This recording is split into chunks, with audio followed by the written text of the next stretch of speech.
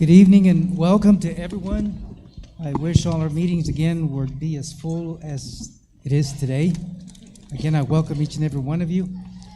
It is time to call this regular meeting of March 25th of the Board of Trustees for the San Felipe Duro CISD to order. Madam Secretary, would you call roll? Mr. Contreras?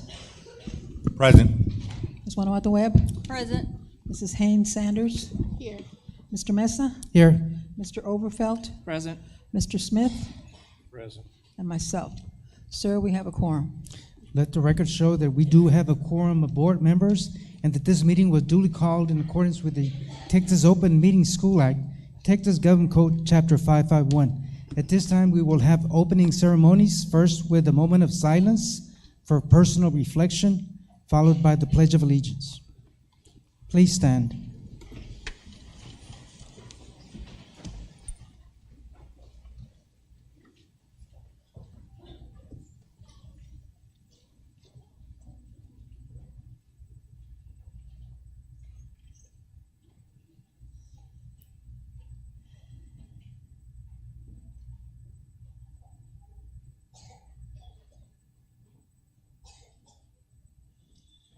I pledge allegiance to the flag of the United States of America and to the republic for which it stands, one nation, under God, indivisible, with liberty and justice for all.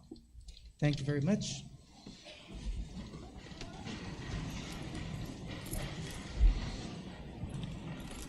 And I was asked to remind board members as you speak tonight, if you could please get your microphone closer to you. They had difficulty during our last workshop, which was Saturday, hearing all individual board members with their discussion. So again, I ask that you pull your microphone close to you. I wanted to, first of all, remind you, we do have an agenda. We follow the agenda. We have, we're now on item number 4, which is Fine Arts Recognition. Mr. Ricardo Rios, performance by the Del Rio High School Mariachi de Medianoche. Hello, President Mesa, Dr. Rios, and members of the board.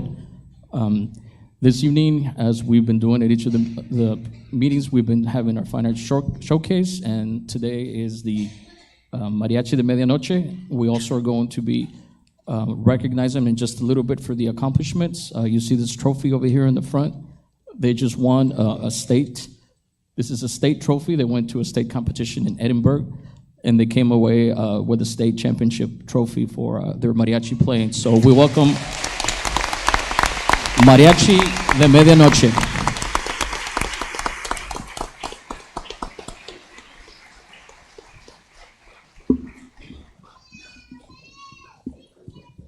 They will be playing 2 selections, Júrame, and they'll be finishing off with El Mariachi Está de Fiesta, which will feature different instrumentalists, and we hope you enjoy this performance of Mariachi de Medianoche from our varsity group from the high school.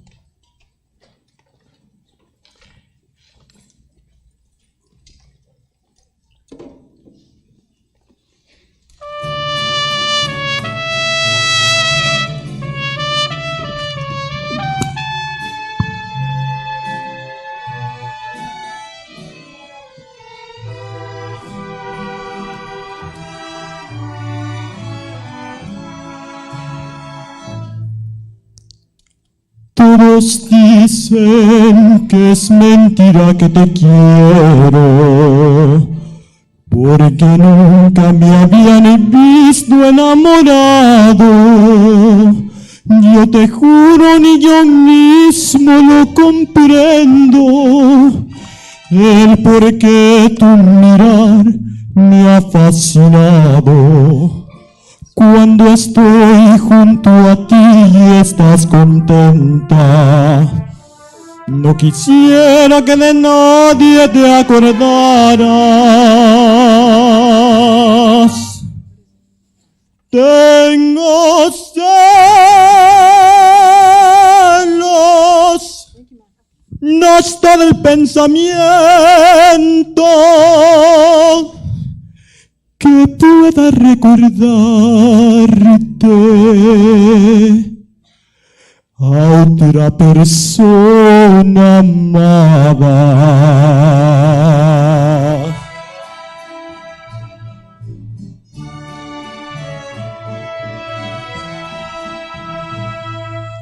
Júrame que aunque pase mucho tiempo, no olvidarás el momento en que yo te conocí. Mírame, pues no hay nada más profundo ni más grande en este mundo que el cariño que te di. Bésame con un beso enamorado como nadie me ha besado desde el día en que nací. Quiéreme, quiéreme hasta la locura.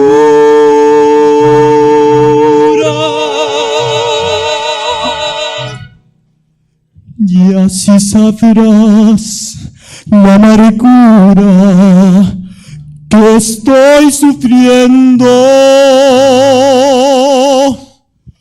por ti.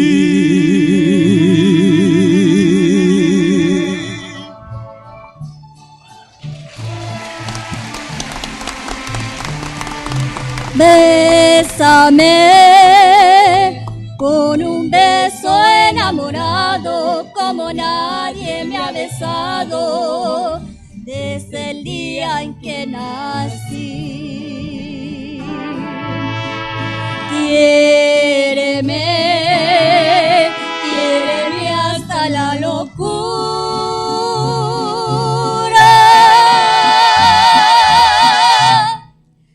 y así sabrás la amargura que estoy sufriendo por ti.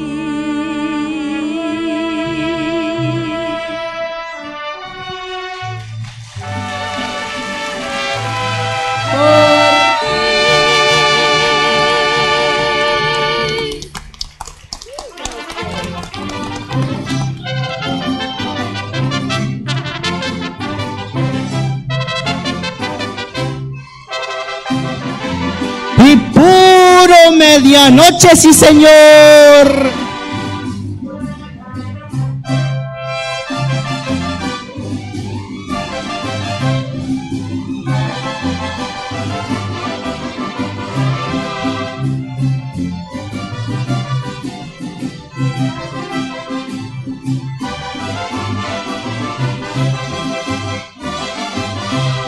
Jalisco ya está de fiesta con sus mariachis cantando, su cultura y tradiciones sigue el pueblo festejando. La gente ya va llegando a mi Jalisco tan bello para escuchar los mariachis que son orgullo del pueblo. Toquemos con ganas, muchachos, con el alma y corazón.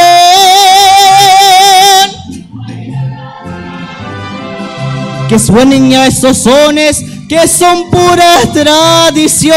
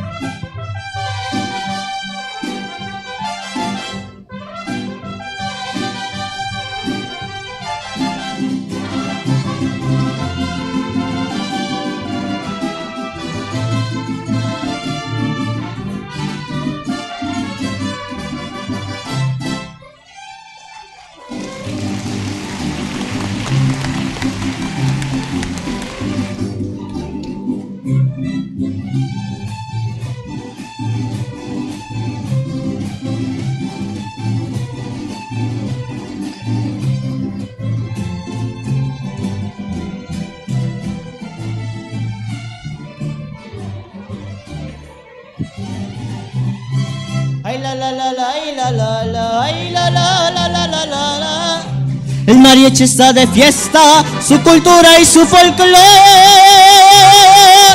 Ay la la la la la la la. De México para el mundo, su mariachi, sí señor, de fiesta. Ay, ay.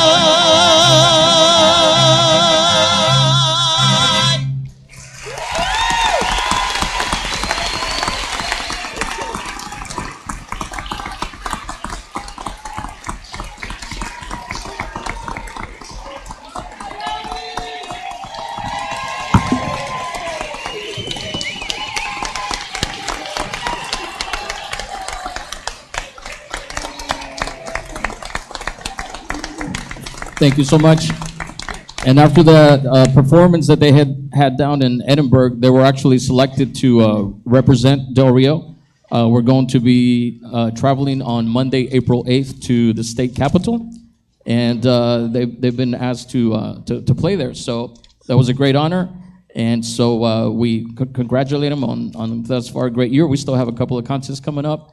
But we already got a state trophy, so it doesn't matter what happens in the next the next competitions. So thank you very much, and thank you for your support of the Fine Arts program.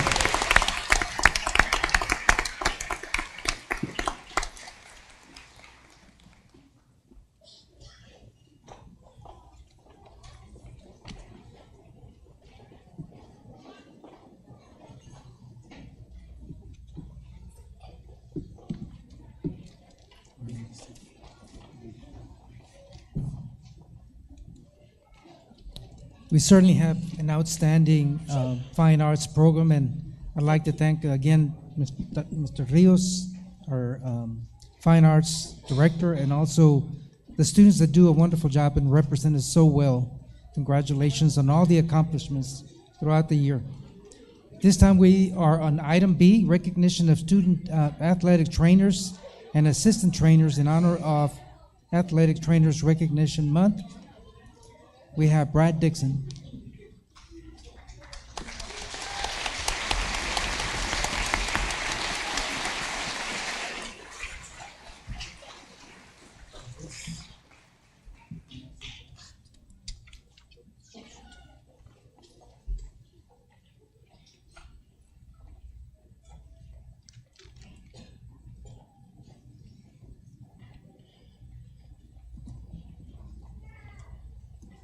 Good evening, President Mesa, board members, and Dr. Rios.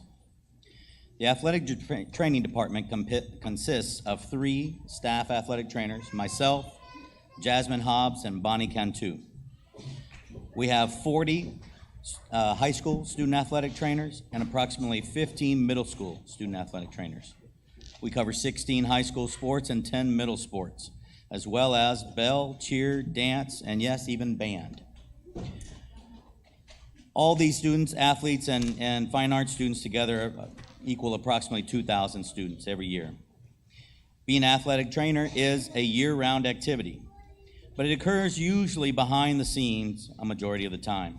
To help bring awareness to our profession, the National Athletic Trainers Association sponsors an annual National Athletic Training Month during March, when we are allowed to highlight our achievement and benefits to the athletes of San Felipe del Rio, CISD. Every March, student athletic trainers from all over the San Antonio area meet for the Alamo Area Athletic Trainers Association Student Trainer Workshop and Trainer Olympics, where they attend sessions on injury evaluation and management, rehabilitation, in addition to competing in mock track and field events such as the ice bag toss or the Q-tip javelin, obstacle courses, and the cooler lid toss. But the real event at this place is the Quiz Bowl, where basic anatomy and medical terminology are asked in a game show format, with the winner of each round moving through a bracket of 16 teams, the winner being crowned the champion of the Quiz Bowl. Last year, our first year competing in the Quiz Bowl, we placed second behind Roosevelt High School. And this year, we brought home the real trophy.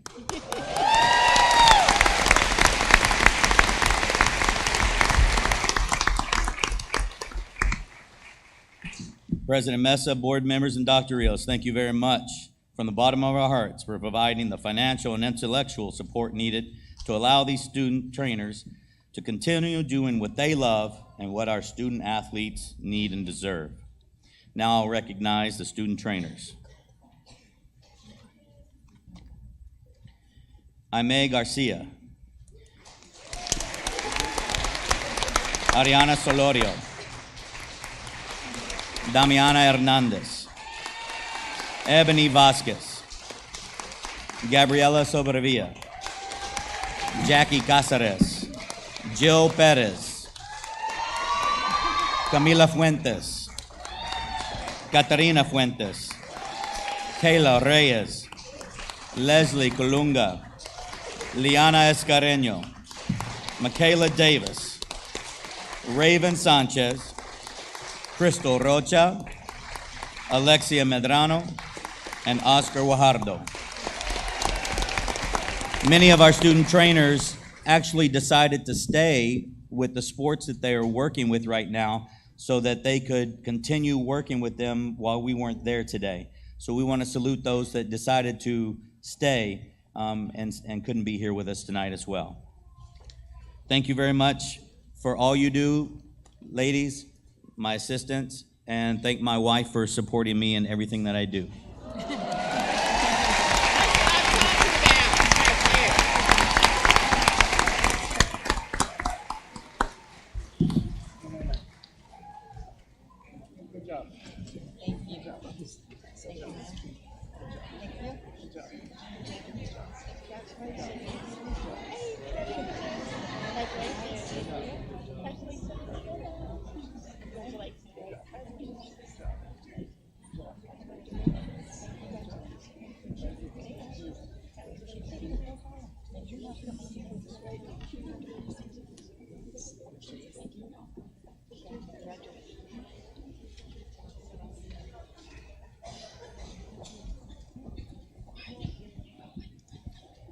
Thank you very much, Mr. Dixon, and of course, all our young people that have entered into the program and training. You represent as well. This time we're on item C, recognition of 29-6A girls basketball all district and all academic selections. Christopher Jost.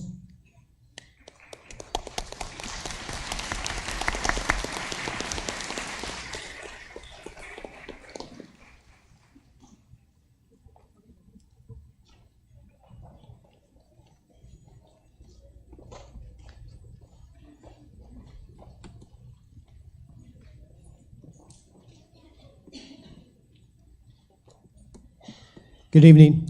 I want to thank President Mesa, board members, and Dr. Rios for allowing us to recognize our all-district players this evening. Making first team all-district for girls basketball this year were senior Parker Alsop and sophomore Jazanae Allen. She couldn't be with us tonight, but freshman Layla Betancourt was selected as our second team all-district honoree. And senior Nati Manrique earned all-district honorable mention.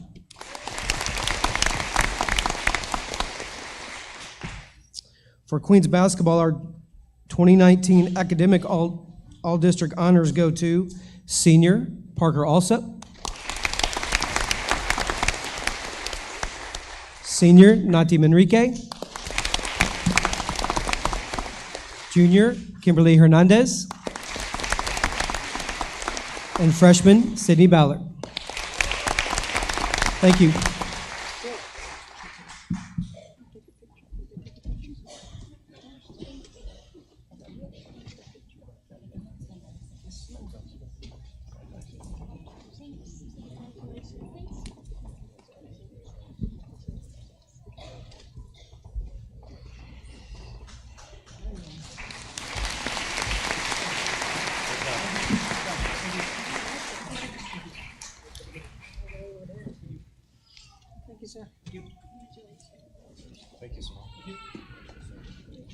Thank you again, Coach, and all the participants again for doing a tremendous job throughout the year. The This time we're in item D, recognition of 29 6A boys basketball all district and all academic selections. Mr. Nieto, Joe Nieto.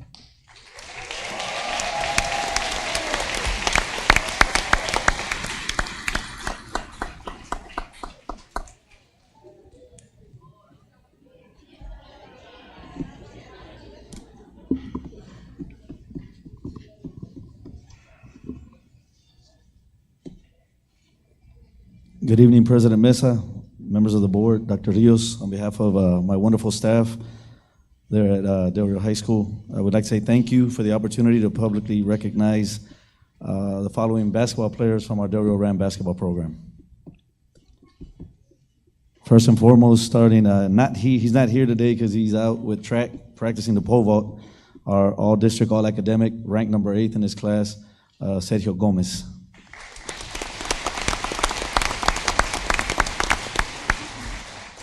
I'd like to recognize Sebastian Sanchez, he's a junior, all-district honorable mention.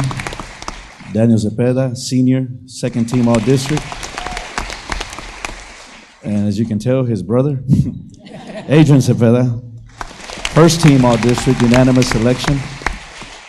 And Mo Escajeda, District 29 6A, co-offensive player of the year. Here publicly, I'd like to thank the boys for their hard work, their dedication, their commitment to the team, and thank you for a wonderful season. Thank you, Del Rio.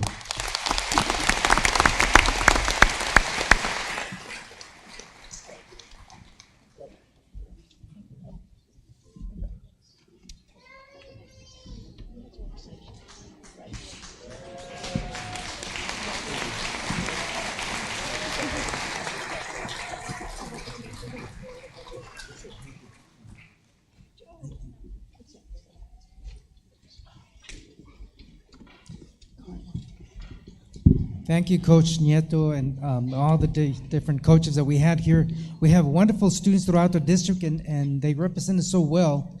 And throughout the year, they have practice after practice, and a lot of times early morning, late night, and they accomplish a lot. So we acknowledge those students, again, that excel, and this is one way of doing that, but we have tremendous students throughout the district. At this time, we're in item E, recognition of Campus Teacher of the Month for February 2019, Aide Garcia. Good evening, President Mesa, Dr. Rios, members of the board. Our Teacher of the Month program is designed to spotlight our most dedicated and talented teachers. Tonight, we're proud to introduce our February Teacher of the Month for each campus. At this time, I'll turn it over to the principals so that they can let us know what sets these teachers apart.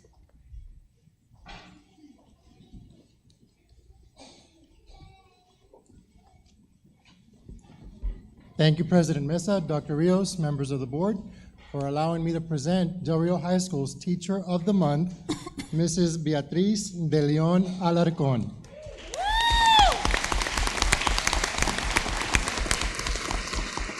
Mrs. Alarcón is shaping the lives of our most impressionable sophomores in English 2 class. She and her students take great pride and joy in their writing and their reading products.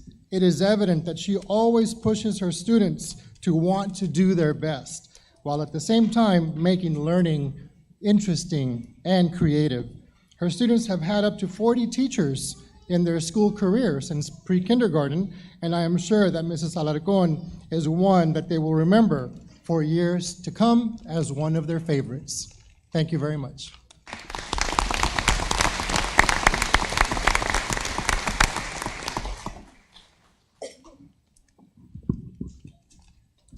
Good evening, Board President Mesa, Dr. Rios, and members of the board. Blended Academy's Teacher of the Month is Ms. Terry Carcasey.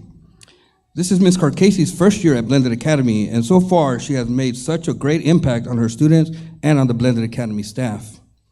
When you walk into her classroom, you'll see a safe and positive classroom environment, students engaged, different strategies, collaborative group work, students on task, visual representations, and constant monitoring and feedback. She is such a great asset to our campus, always willing to help others with her knowledge, expertise, resources, and ideas. She consistently goes above and beyond in everything that she does. Thank you, Ms. Carcasey. It is truly a blessing and an honor to have you at Blended Academy.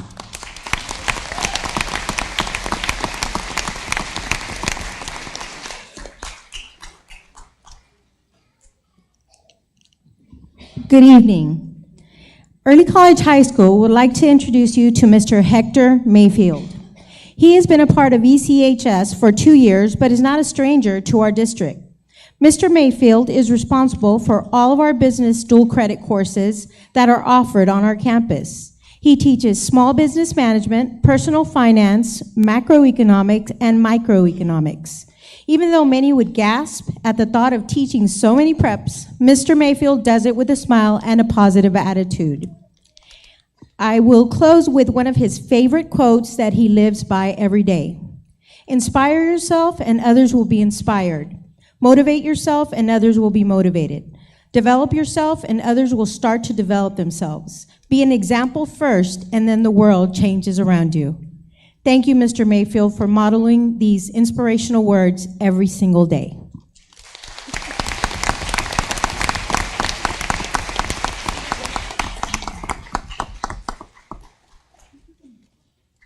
Good evening, Dr. Rios, President Mesa, members of the board. With me this evening is Mrs. Catherine Calvetti. Mrs. Calvetti is an art teacher at Del Rio Freshman. She is a 20-year veteran of the classroom, and 22 of those years have been at the freshman campus. She is also the department head for the Fine Arts and PE departments, and this is the second year in a row that Mrs. Calvetti has state qualifiers for the Visual Arts Scholastic Event Competition, or VACE as it's commonly known. The competition is designed to recognize exemplary high school student artwork. Catherine is a wonderful part of the Royal Freshman family, and we are very fortunate to have her in our district. Thank you, Ms. Calvetti.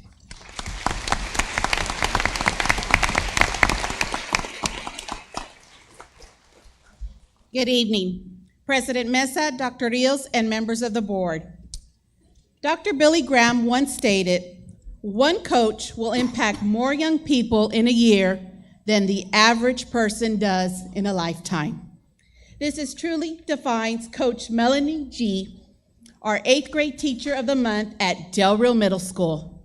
Coach G started her career 17 years ago as a 4th grade teacher before becoming part of our exceptional athletic program.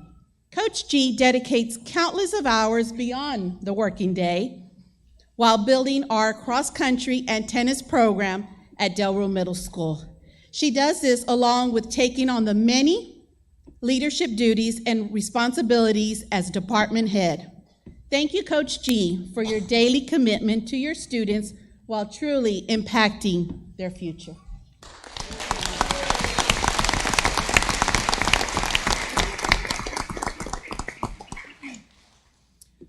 Good evening, Board President Mesa, Dr. Rios, and members of the board. I would like to introduce you Mr. Arturo Padilla, Del Rio Middle School 7th grade teacher of the month.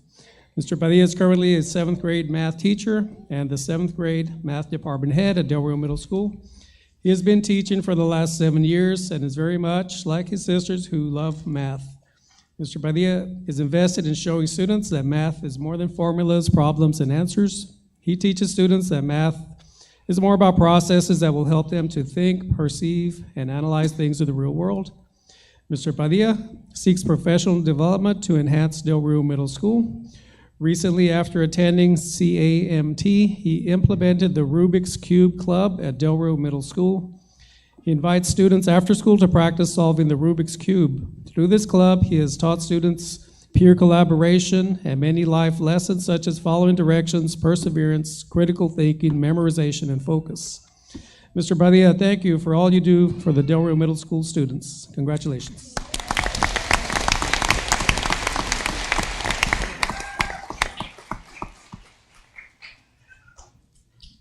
Congratulations to Cora Cirildo, our Teacher of the Month at San Felipe Memorial Middle School. She teaches science and has always done a wonderful job with our campus science fair as well as the regional one. Thank you for your dedication to teaching and going above and beyond to help all of our students be successful. We appreciate your professionalism, your dedication, and you being a great role model. Our campus is very thankful to have you as part of our family. as well as having your expertise on curriculum, instruction, and discipline. You, Mrs. Cirillo, are an ideal staff member. Congratulations.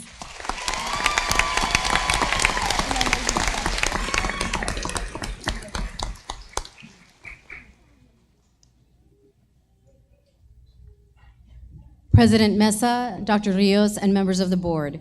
Ms. Julia Doyle is Roberto Bobby Barrera Elementary STEM Magnet's February Teacher of the Month. Ms. Doyle came to Del Rio from South Carolina and is an energetic and innovative second grade teacher. She has brought many ideas for student engagement and interactive lessons to our school. She trained this summer to become a Project Lead the Way launch teacher, flying all the way down here from South Carolina before school started in June. She integrates STEM education fully into her classroom, having a nice makerspace for her students so that she can always have creativity and ingenuity going on. Ms. Doyle frequently shares and collaborates, truly representing Falcon Pride. Thank you, Ms. Doyle, for coming from South Carolina to our humble Del Rio.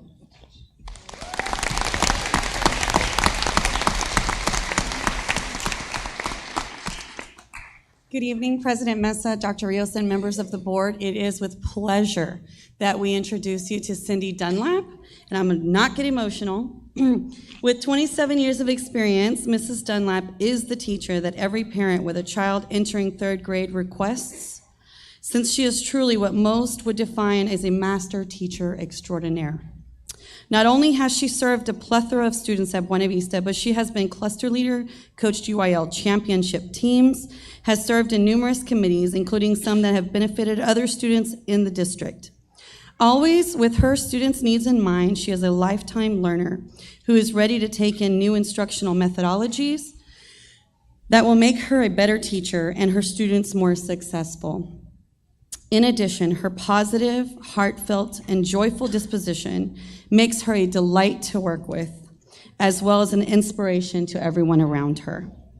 In a nutshell, she is a reflection of our Buena Vista motto, which is to lead, learn, and leave a legacy. Therefore, we are proud to call her a Buena Vista Longhorn and a teacher that will not be forgotten after retirement at the end of this school year. Mrs. Dunlap, your heart is truer than true, and no one truer than you.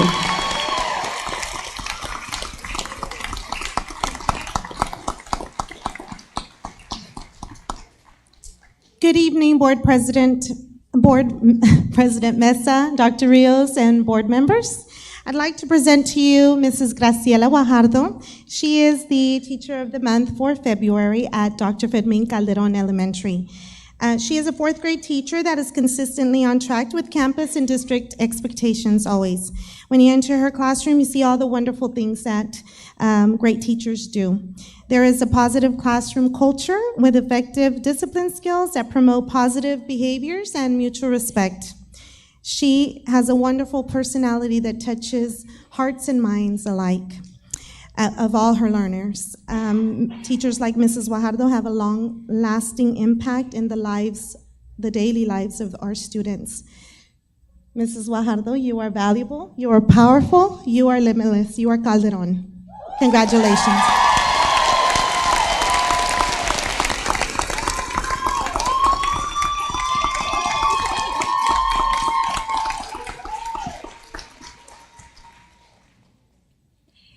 Good evening, Dr. Rios and members of the board.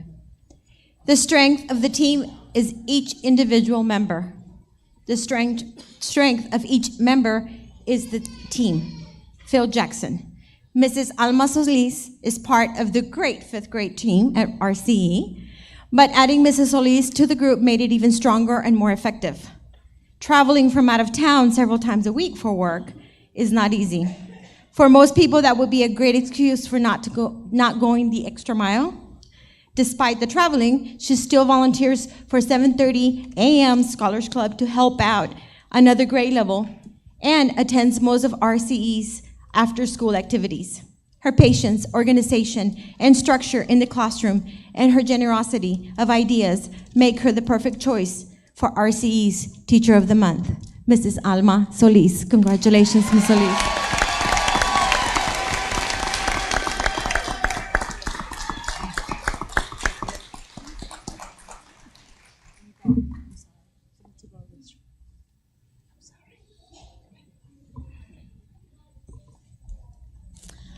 Good evening, President Mesa, board members, and Dr. Rios. This evening, I am pleased to introduce Ms. Erica Barrera as our February Teacher of the Month for Garfield Elementary. She is one of our 5th grade reading teachers, and she has been teaching at Garfield Elementary for 12 years. Prior to coming to Garfield, she was an instructional aide for 5 years at both Cardwell and Calderon Elementary. Ms. Barrera is also our 5th grade cluster leader, a position she gracefully accepted in September when we found ourselves with a need. She brings a healthy balance, positivity, and optimism to her cluster, our school, and to our leadership team at Garfield. Ms. Barrera is always willing to help and guide her 5th grade teachers, colleagues, and leadership as we plan for instruction and for our students. Thank you, Ms. Barrera, for all you do for our school and our students. We are greatness, we are family, and we are Garfield. Thank you.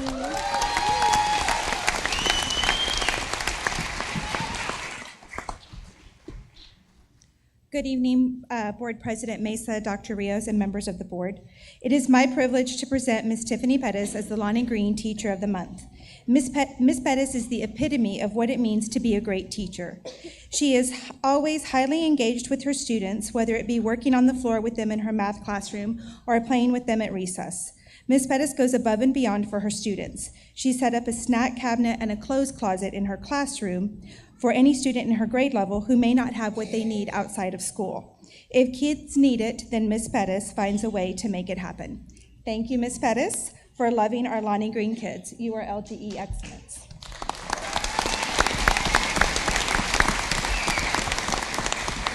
Good evening, Dr. Rios, President Mesa, and members of the board. It is with great pleasure I introduce to you Lamar Elementary's Teacher of the Month, Mrs. Nancy Munoz. Mrs. Munoz has contributed to our students over the years in different capacities, such as 3rd grade classroom teacher, instructional coach, master reading teacher, and master reading teacher, just to name a few. Though whatever her role has been, she has always gone above and beyond to ensure our students' needs are met, are actively engaged in lessons, and that our students have nurturing learning environments. She always goes the extra mile so that our students are successful. Congratulations, Mrs. Munoz. You are Lamar Pride.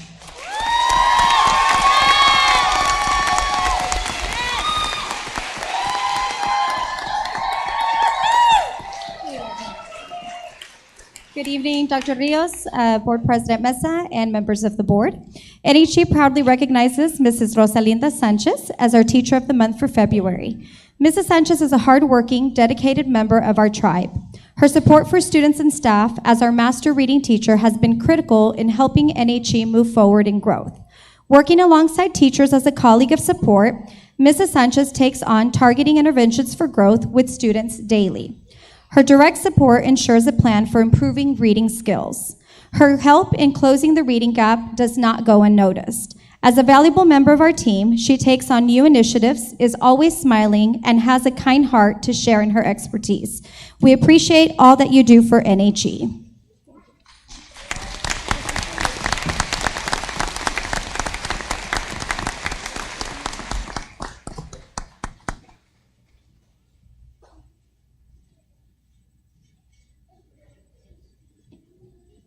While the teachers are coming up, I'd like to, first of all, take an opportunity to say thank you to all the teachers that volunteered during the robotics competition this weekend, as well as all the additional staff and employees and citizens of our community that played a vital role in the robotics competition. You know, I just want to plug that in while you're coming up here. Congratulations to all the teachers from the different campuses as recognized for the month of February.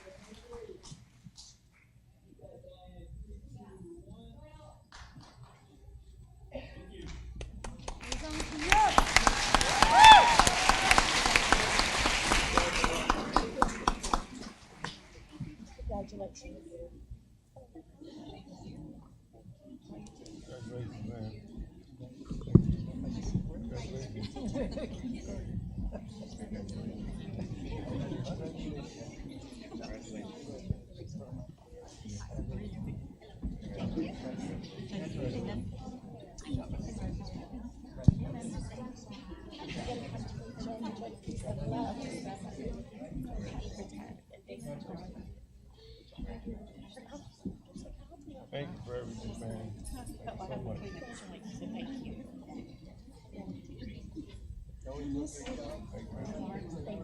Thank you so much. Thank you so much.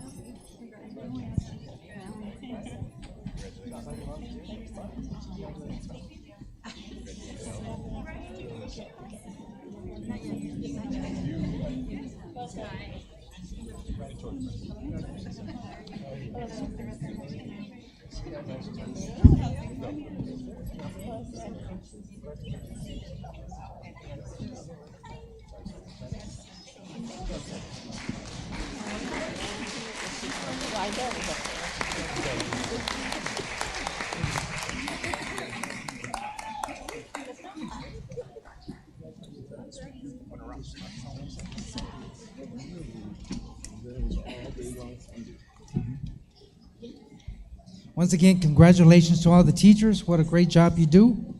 And that's something that really stands out in our district. We have great teachers and great principals as well. Thank you to all. At this time, we're under item 5 on the agenda, citizens to be heard. I'm going to tell you, last meeting that we had 9 people sign up, and we let the people speak for 5 minutes. Our meeting ended.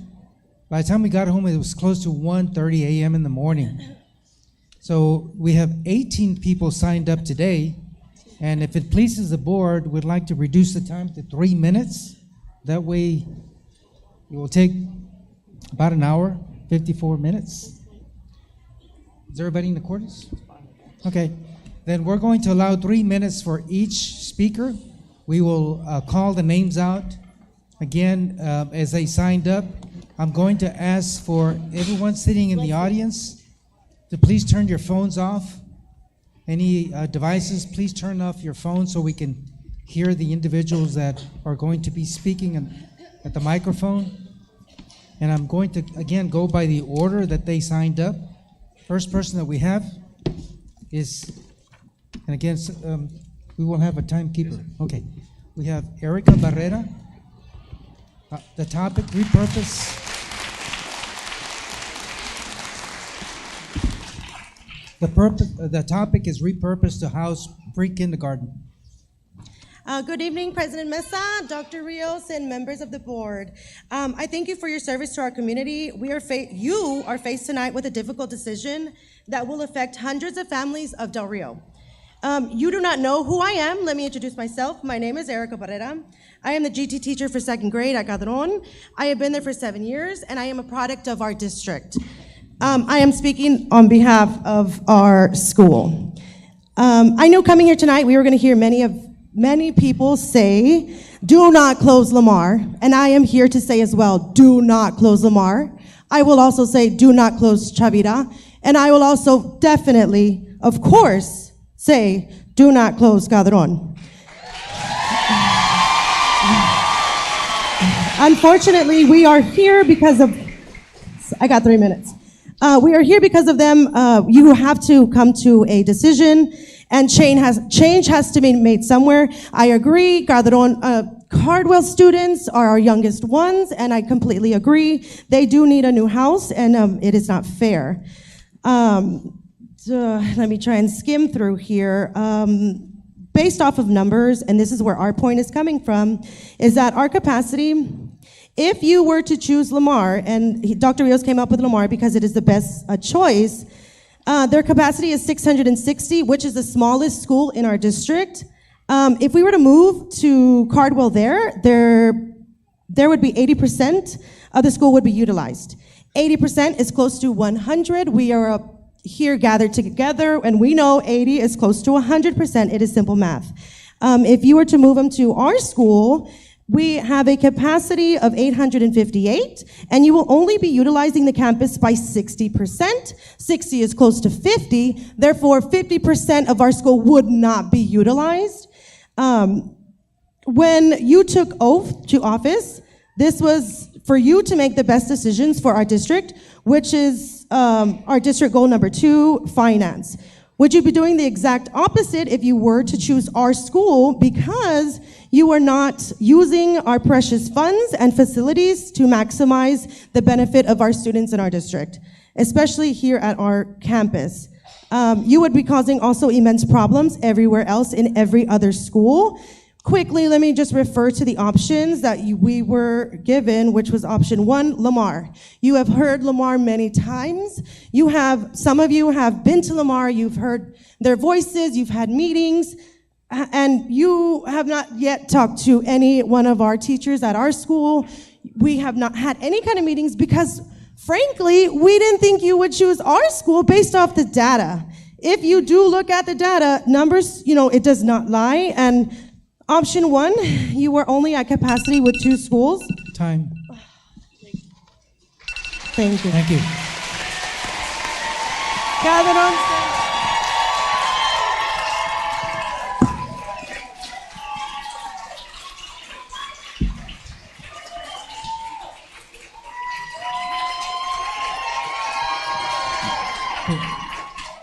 I want to remind everyone that this is one section of our agenda, citizens' comments, and again, we would like to tell you that we don't respond to the comments. We hear your comments, but again, for the sake of time, because so many people have signed up, we ask that you keep your applause or any negative or positive comments to yourself so we can hear the speakers again in a timely manner.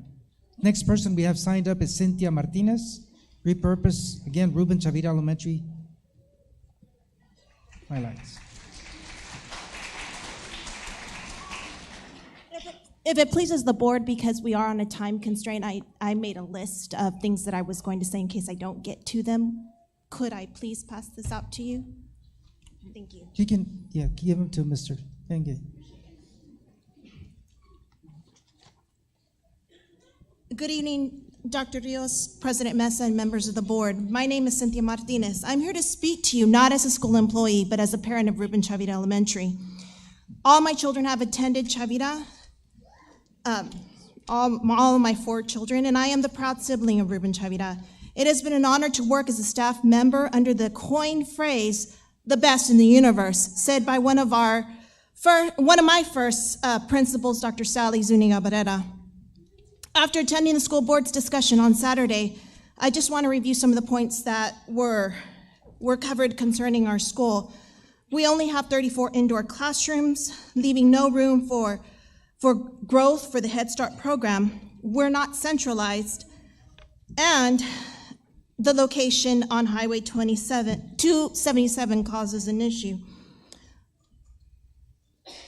I'd like to highlight some of Chavira's unique accomplishments and their goals for student excellence. For the past 21 years of my teaching experience, I've worked alongside one of the finest staff. Our campus this year achieved the only highest rating elementary school in the district. Our unique climate and culture helps pave the way for our students to see the greatness within themselves. RC parents, students, and the whole staff work together for a common goal, student achievement, no matter how great or small. We have proved this countless times on any state test, TOS, TAX, and STAR. We are a bilingual academy, and our students progress and exit at an accelerated rate. There are countless former students who have built their foundations from attending elementary at our campus. In doing so, these students have adopted characteristics such as perseverance, intellectual curiosity, and the proper discipline or habits to achieve their goals. They are members of the band, student council, bells, cheerleading, mariachi. I am happy to say that I am also a product of Chavira Elementary. I was one of the first students to attend the nearly open school in 1985. As educators, it is the most rewarding position when our former Chavira students are recognized for their excellence in their academics and in extracurricular activities. We feel a sense of pride because we instilled these practices of an effective learner in all our students.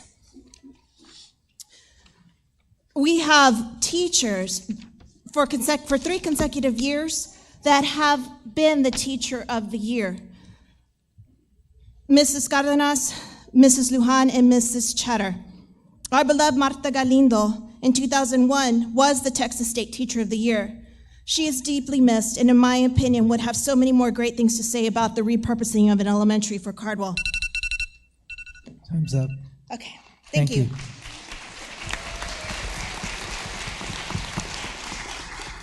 Next person that we have signed up is B. Vallejo. Abuelita B. Vallejo. Topic is Lamar, Cardwell, Chavira, Calderon, Administration. Good evening, Board. Good evening, Dr. Rios. The Articles of Consolidation of the San Felipe and Del Rio School Districts were set for a reason. I believe there is an undisguised hostility in part of Dr. Rios and the members of previous boards and this Board of Trustees, as they have allowed for 90% of all Del Rio ISD schools to be rebuilt, remodeled, or repaired. However, the same cannot be said about the schools south of the San Felipe River. Many of those schools have been abandoned. I do not believe the Articles of Consolidation of May 6, 1970 called for the elimination of schools in the San Felipe area. Petitioners, taxpayers, and voters have a right to be heard and to speak up when boundaries are crossed. The fact that the recommended bond issue did not pass was not because of the children. It didn't pass because there was a misuse and appropriation of funds and they were not used correctly. But that is no reason for the children to be punished.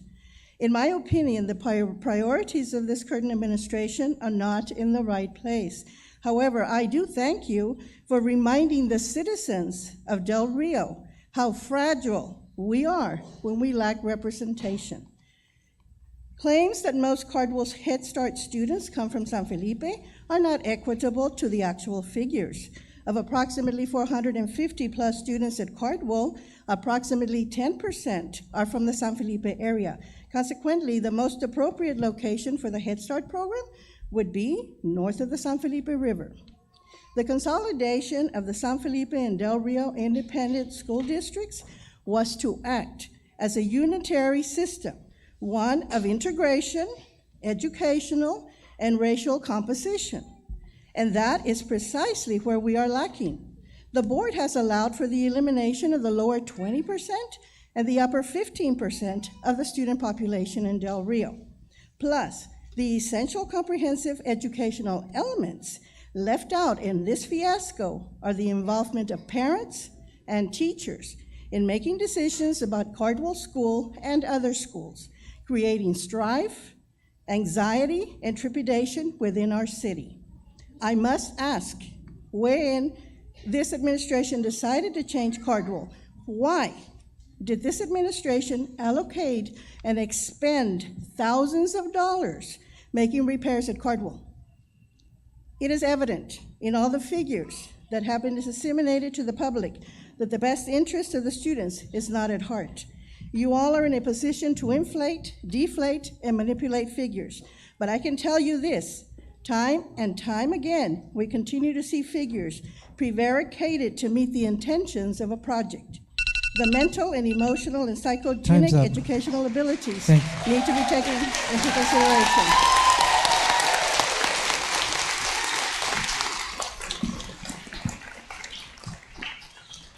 Thank you. The fifth person that signed up is Gloria Kurzman. Topic, rezoning. Good evening, board members and Superintendent Rios. I spoke at last meeting on February 18th. Let me just skip through my name once again is Gloria Kurzman. And today I want to address the bond because it seems like at the last meeting, the bond kept getting thrown in our face. In other words, it's like, well, you guys didn't vote for the bond or the bond got thrown out because nobody voted or whatever. But here I have in my hands an article from the Del Rio News Herald on March 19, 2017, that made me make my decision to vote no against that $60 million bond.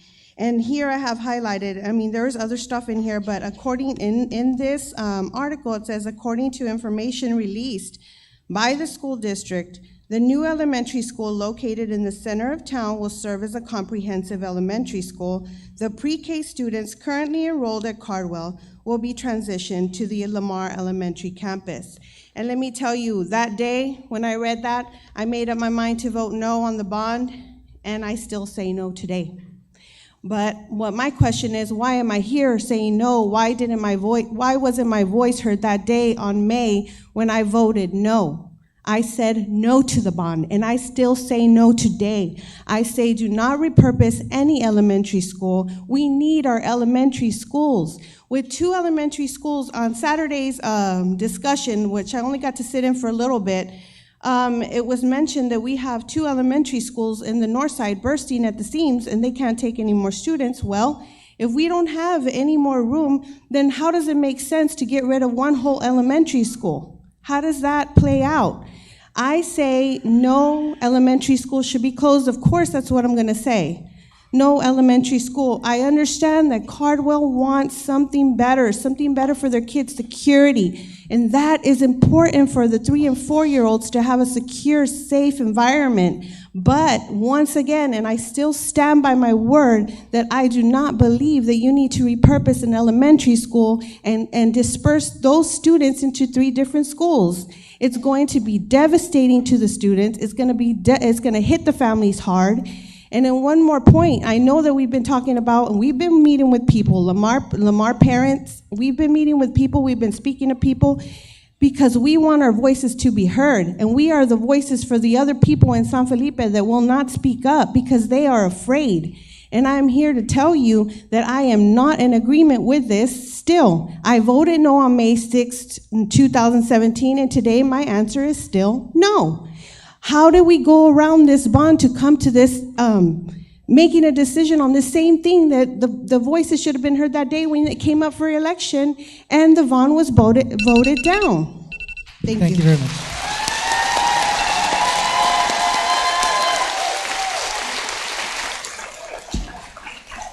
The 6th person that signed up is Irma Cardenas, repurposing elementary schools.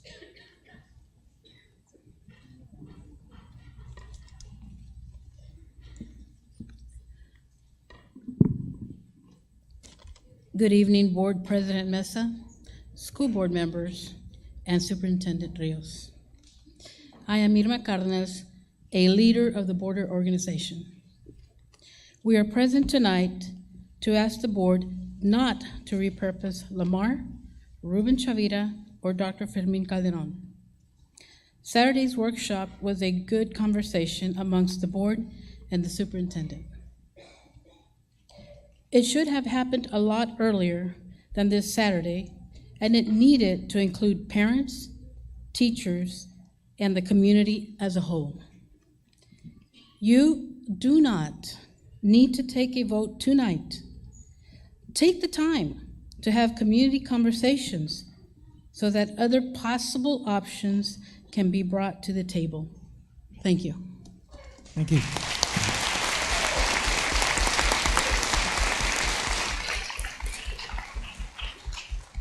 The 7th person that signed up is Eli Abrego Zavala. Good evening, esteemed board members. My name is Eli Abrego Zavala. I am a 7th grader at DRMS. I am also proud to belong to a prestigious alumni whose history runs deep in our community. That's right, ladies and gentlemen. I am a proud Lamar pony. Lamar Elementary is like my second home, from kindergarten through 5th grade. To this day, I have only missed 1 day of school, and the following day, Mr. Limon, our principal, asked if I was feeling better, if I was okay, because he noticed a Lamar pony was missing, me. But later that day, I had lunch ladies, parental aides, coaches, teachers, resource aides, and custodians. They all noticed, and they all cared. I can only try to explain to you how amazing it feels to be part of, to belong somewhere other than your family or church. At Lamar Elementary, it doesn't matter what kind of clothes you wear, what kind of car your family owns, or who your parents are. Everyone is equally important. There is room for everyone. Everyone is included and no one gets left behind. I have had the pleasure and the luxury to ride my bike to school. I enjoy walking my little brother to his classes in the morning, even just to say a quick hello to all the teachers and staff. My first grade teacher, to this day, texts my mom to wish me good luck before every STAR test, and just to let me know that she believes in me. Lamar Elementary is the heart of San Felipe. Our parents might not be the wealthiest. You might not consider our homes to be fancy, but our families are hardworking and self-sacrificing. Our community is strong. At the center of our community, we have our pride and joy, our neighborhood elementary school, whose staff is devoted. For that, I thank you all. I am here to speak for current Lamar students, past students, and to the future Lamar students. We do deserve a nice and safe neighborhood school. I have plans to do my senior walkthrough at Lamar, right as my brother will be transitioning to middle school. Where will my walkthrough be if my neighborhood school is gone? Adults think we children do not know what's going on, and I am not going to attempt to talk about politics or budgets. What I do know is Lamar students aren't talking about next year. My little cousin was so excited to run for next year's student council. My little brother was eager to defend his science fair win next year. But there hasn't been much talk about next year. In place of hope and excitement for next year, it's been replaced with sadness and confusion and worry. Why our school? Did we, the students, fail our school? Do we not deserve a neighborhood school like the other neighborhoods in town? Thank you. Thank you.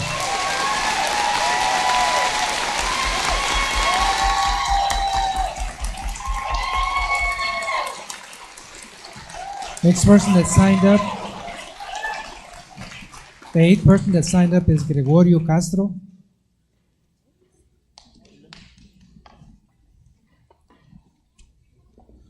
The topic is rezoning.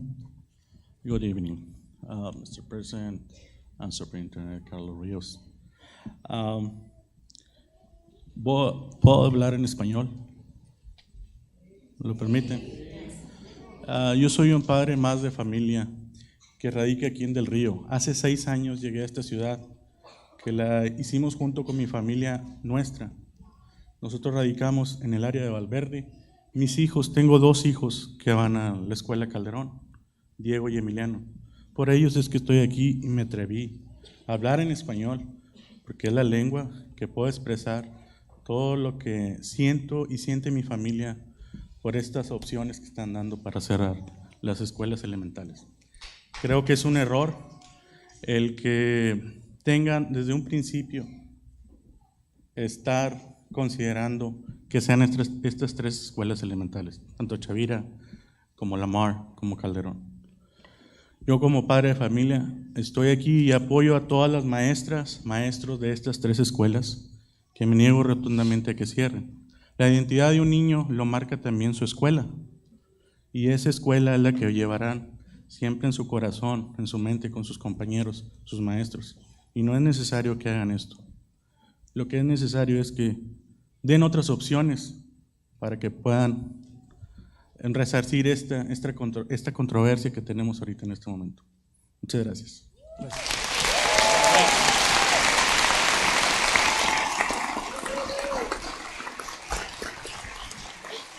Next person we have signed up, number 9, Alonso Martinez Jr. Topic, San Felipe. If I may, Mr. President, I have some documents here that I'd like to present. There's a letter from the local attorney supporting Lamar, and also some data, some sheets there, data pertaining to the preschool program. Ladies and gentlemen of the board, Dr. Rios, thank you for listening to us tonight. As a community, we come to you to ask that you make a right decision. The right decision. They're all hard, but there are always something that stands out as right. Thank you for having delayed not making this decision at the last meeting. It allowed you to go out and investigate, gather more information, provide us more information as to what is available out there and what really is the problem, if there is one. Since then, since that meeting, some things that have come out is that there is no emergent reason to close any of the schools. I heard that from the superintendent on Saturday when he was asked by one of the board members, if there was an emergency, you would have taken care of it already. So there is no emergent reason.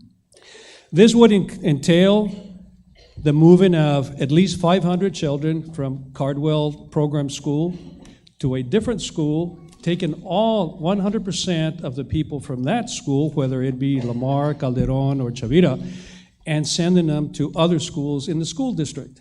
That is not the right thing to do. The other thing is that once this Eastside campus, or the Cardwell campus, is vacated, the plans are, and I heard it from you, gentlemen and ladies, the plan is to bring admin people to this building. Now, what sense does it make to take children out of a school and put administrative personnel in there? Certainly, we can do better than that. There are 3 schools that have been named as possible targets for closing now. Instead of one school being alarmed at the possibility of being forced to move, there are now 2 more schools that are feeling the same pressure and pointing fingers at Lamar for not having stood idly by and taken their marching orders. This is not team building. This is not conducive to promote loyalty to the school district or to the schools. Students, parents, and teachers all become attached to their schools, and they take pride in their work and accomplishments. If you look at the colors that are being displayed here today, that is divisive. You have different schools pointing fingers at other schools and saying, why us instead of you?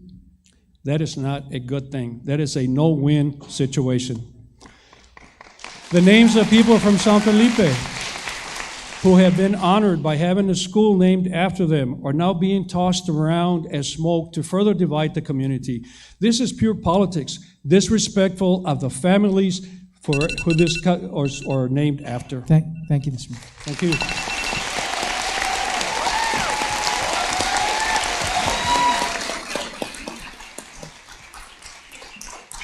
Next person that we have speaking is Sandra Cárdenas Fuentes, repurposing Calderon.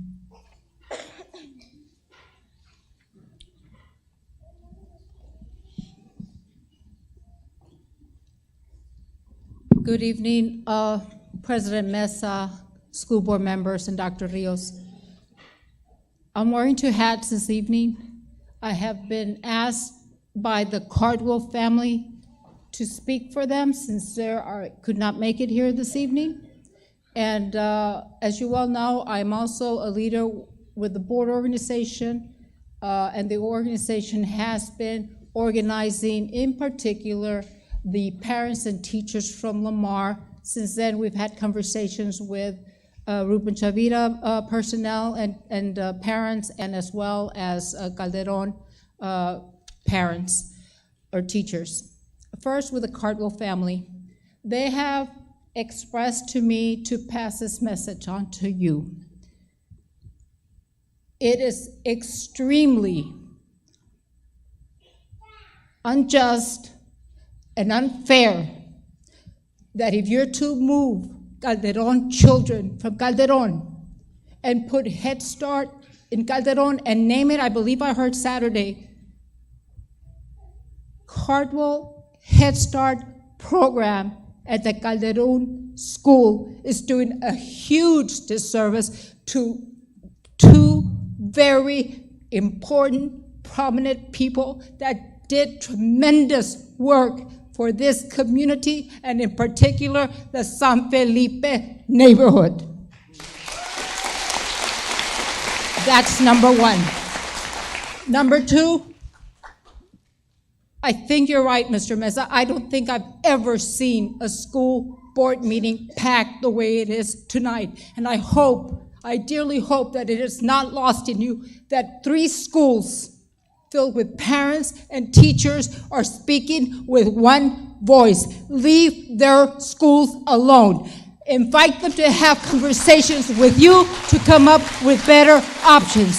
Thank you.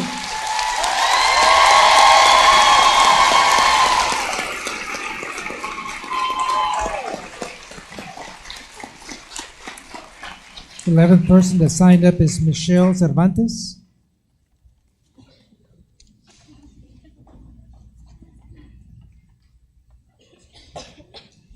Good evening, board.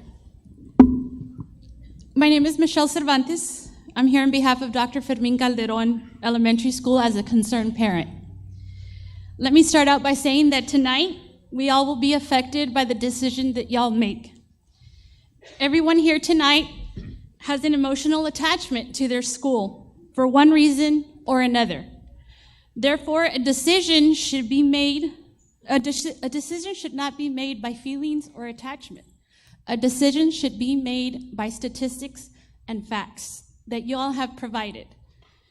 Like Ms. Barrera said earlier, using Calderon School, you would be only using 60% of that school. That isn't feasible. Using Calderon and having to house 605 more students somewhere else, you would put all the schools at 800 at capacity. Making this decision would not be following either your district goals.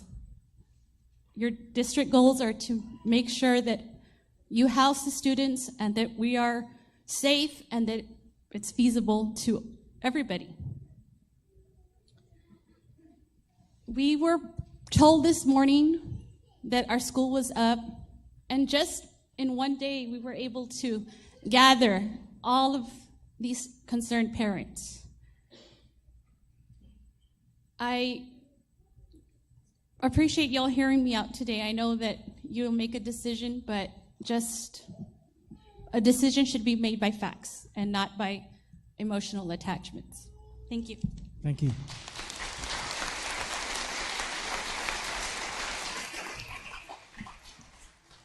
And again, did not mention the topic. Is that they're all rezoning. Next person we have is Diana Abrego. Again, topic rezoning.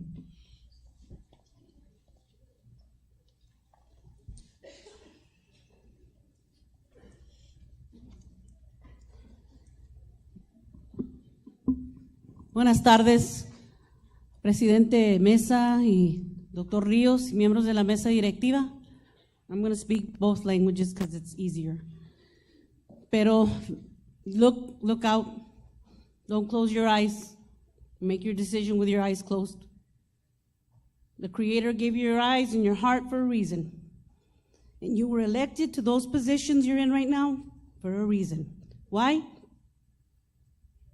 The audience is speaking. And just how you got elected to your positions, you can easily be voted out.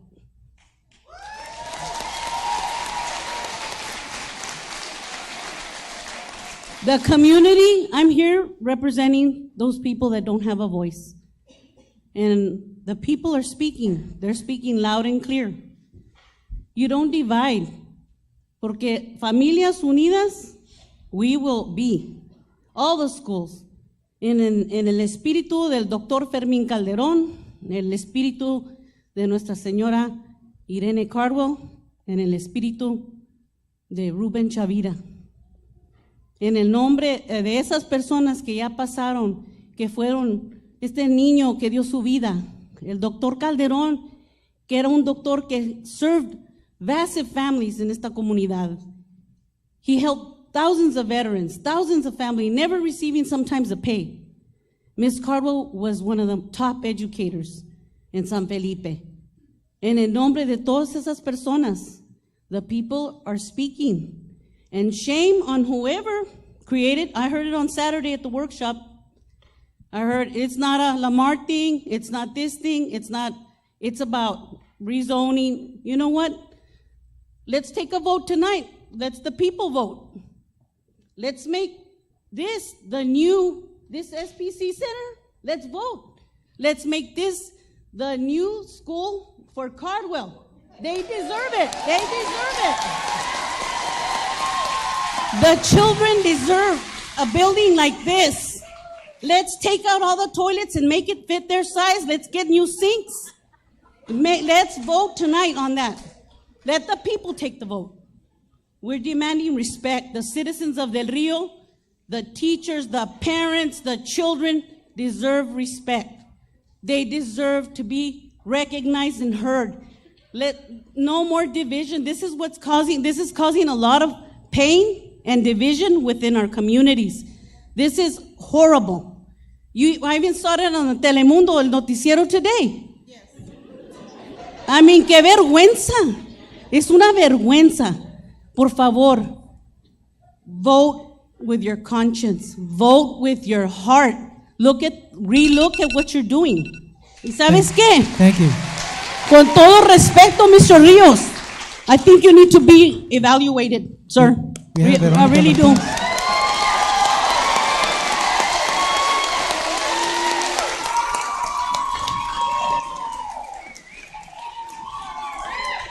Again, I'm going to ask that you be respectful during these citizens' comments. I'm going to ask that it's very important. Veronica Martinez, Calderon Life Skills is the topic.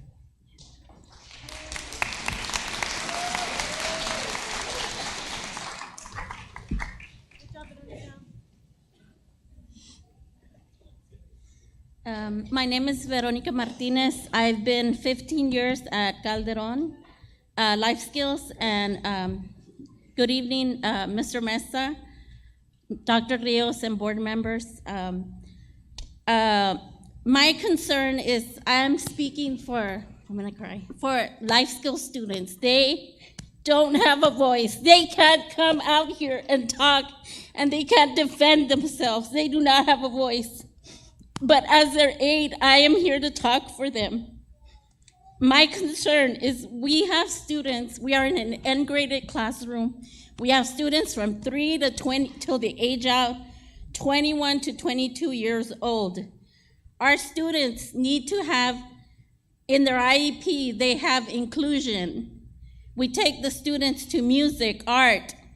If they make Cardwell there, Cardwell does not have the music class. They do not have the art class.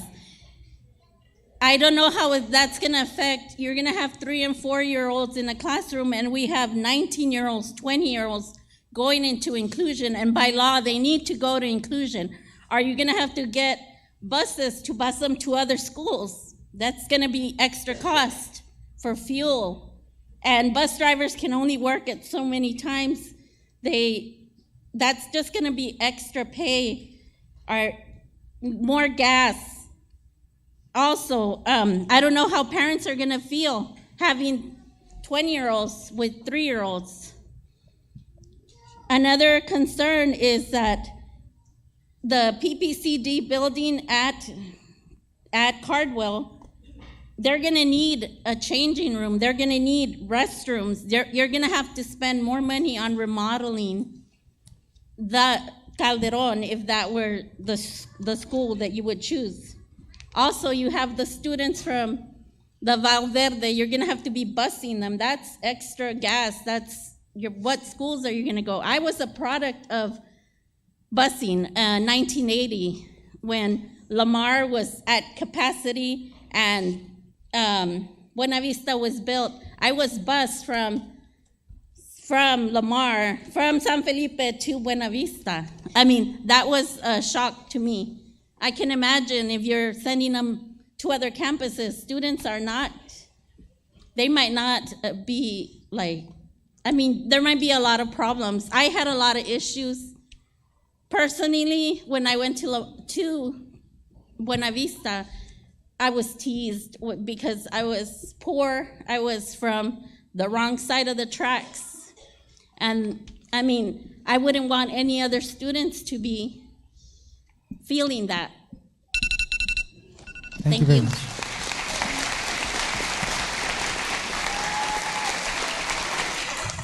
Next person that we have Sonia Ramon?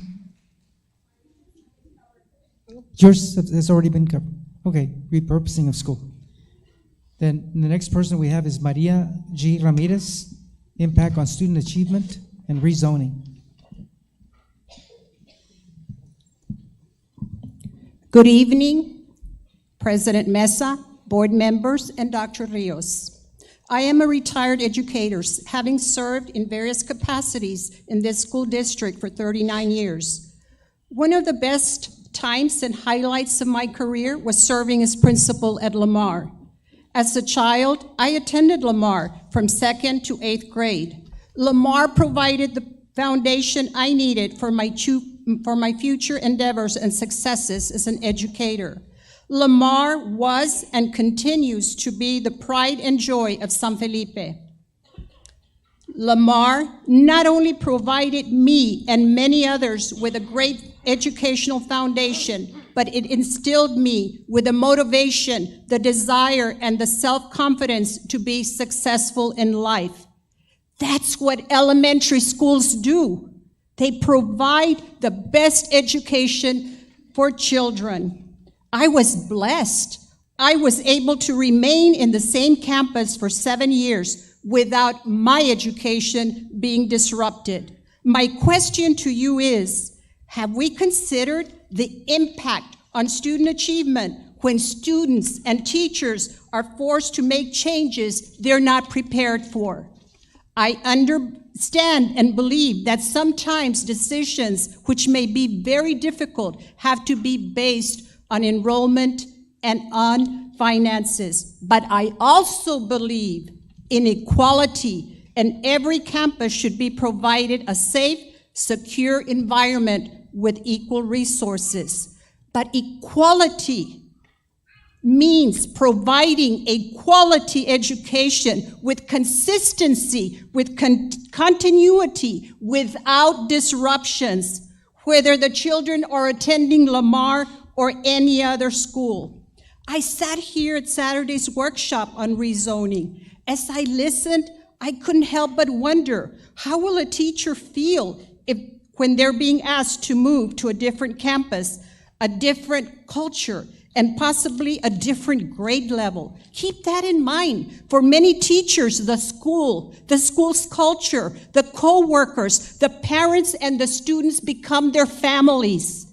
Then my thoughts wandered off to the children. I know for a fact that learning, when we disrupt children's learning and we transfer them from school to schools, it does impact student achievement. I looked at various studies. One of the latest studies shows that standardized tests of children whose education has been disrupted and who have been transferred from one school to another declined in test scores, in math, in reading, and in writing. Thank you very much. Thank you.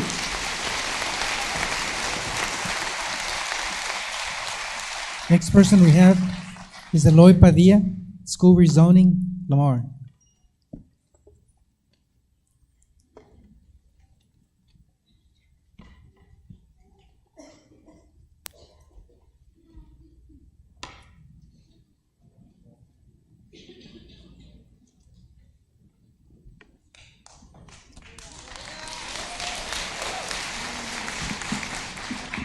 Good evening. I really can't say very much more. It's all been said. Everybody is very articulate and they're saying the same thing. Think of the children. Stop. Stop what you're doing. Don't move any children anywhere. Correct what's wrong with car rule first. Do that. Build a school. Make them safe. Make them secure.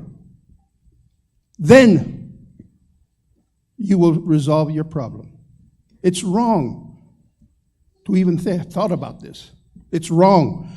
The turmoil you have created is unbelievable. I can't believe it. I've never seen it. You know, I was a history teacher. My undergraduate major is history. If you don't learn from history, you're bound to repeat it. Let's not go through this divisiveness again. We've done it. We've been through it. Our hearts have been broken. Let's stop it now. You can do it tonight. You have the power as board members. Do it. Now, rethink. Start having meetings with parents, with teachers, with stakeholders, and do the right thing. Cardwell needs to be corrected, but it's not an emergency, is my understanding. If it was an emergency, it should have been taken care of a long time ago. But how you do it and how you go about it, you're going to impact a lot of people. And you, if you don't think right tonight, if you don't do what's right tonight, we may all end up regretting it. I'm not saying this as a threat. I'm not threatening with anything. Last time I tried to be, come around and say, look guys, we're all in this together. We're family. We're all family. But the decision you make tonight, you may break up the family. And we can't afford that. Not now, not ever. So stop and think before you make a decision. Thank you very much. Thank you.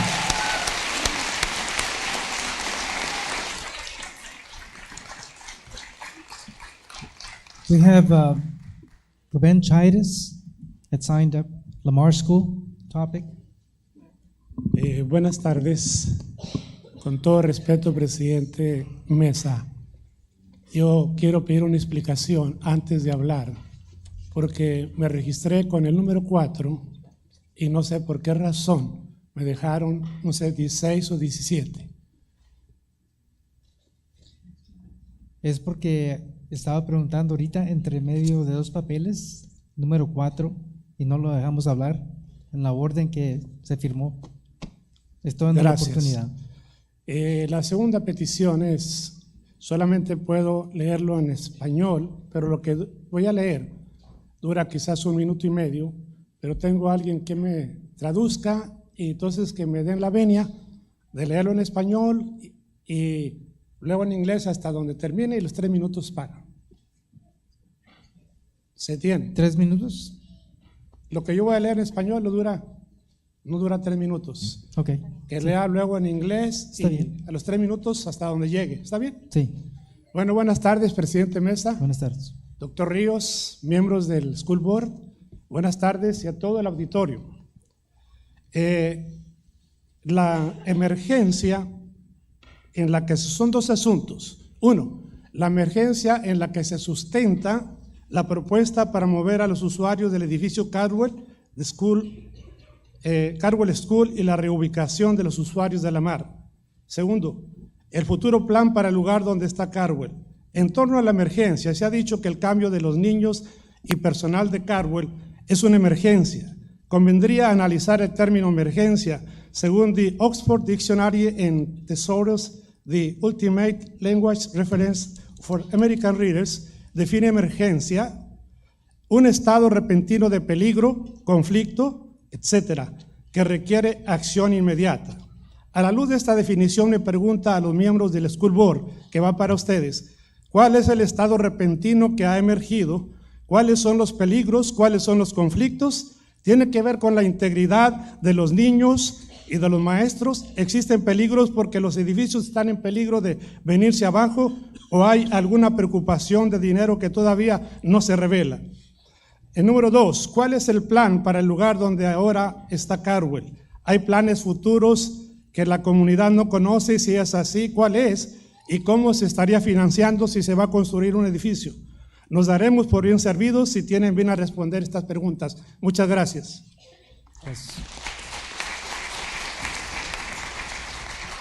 In translation for his talk, he had 2 things.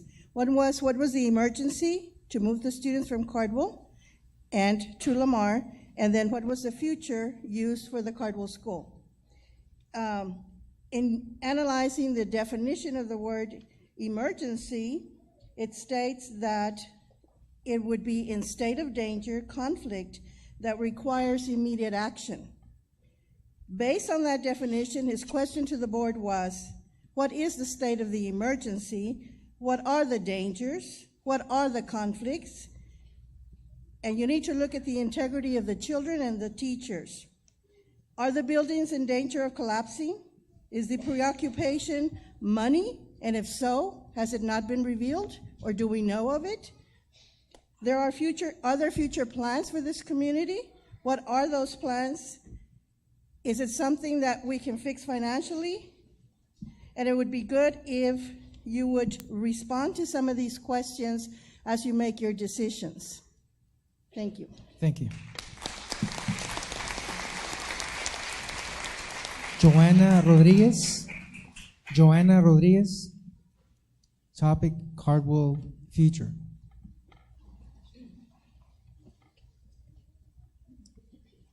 Good evening, Dr. Rios, President Mesa, Vice President Guanajuato Webb, and members of the board. My name is Joanna Rodriguez, and I am the Cardwell Policy Council Chair. But most importantly, I am a mother of 3 children whom have attended Head Start Pre-K.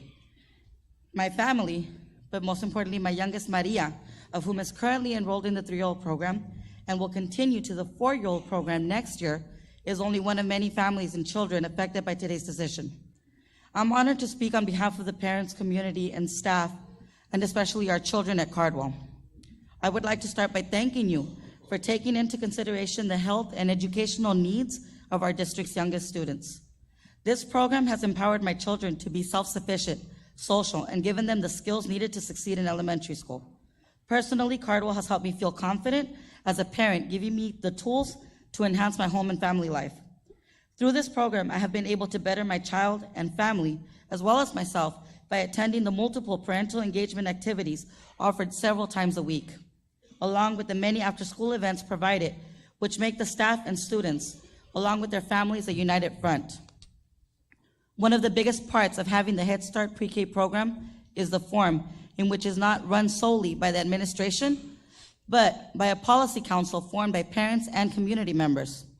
Having policy council gives us, the parents, an opportunity to work with the teachers on curriculum and assessments. I believe it empowers the staff, knowing they have the parent support. Unfortunately, the status of the facility as it is now does bring a lot of disadvantages. The open halls and outdoor restrooms exposing the children to the extreme weather changes, the lack of an indoor recreation center or gym. Considering its oldest campus in the district, it is continuously deteriorating. Therefore, our children in the community deserve better. That being said, whatever the future holds for Head Start Pre-K, one thing is certain: this program needs to stay united. I personally don't see it as a program, but rather as a family, as I'm sure so do many others. So before you make your choice, please keep in mind, this is not for me, it's not for you, it's for our children of our community. Once again, I would like to thank you for taking into consideration the health and educational needs of our district's youngest. Thank you.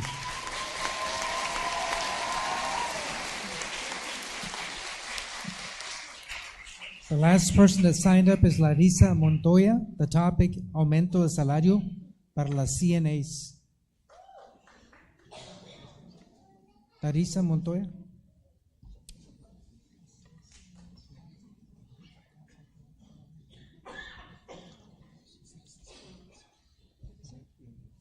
Hello, good evening. My name is Alma Larissa Montoya, and I'm here to talk about myself and my co-workers that they're CNAs. We think the pay, it's not fair. I know it's a different topic, but it's just a decision that we make at the last minute.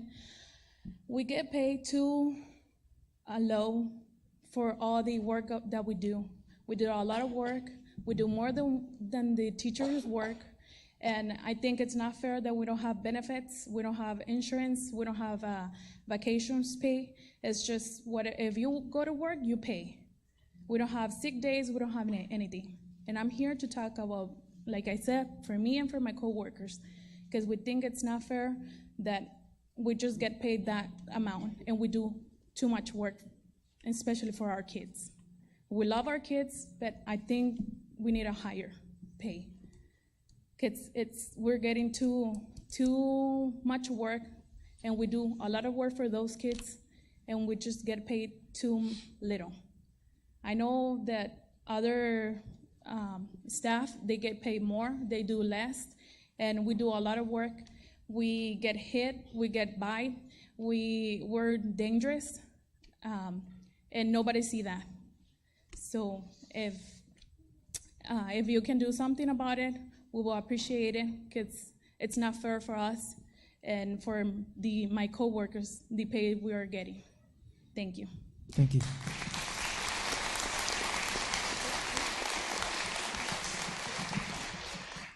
This portion of the agenda, we're on item 6, public hearings. There are none. Board members report. There are none. We go to reports number 8, attendance and discipline report, 4th term, Sandra Hernandez. Yes, Mr. Overfeld? I didn't know if we wanted to just go ahead and take care of the item, or do we want to wait? 10A. So whatever the board wants to do. Yeah, I think it's going to be one of the first items on administration, number 1. Yeah, I didn't know if we wanted to move it out, but it's up to y'all. We have 2 actions that are real quick. It's not going to take that long.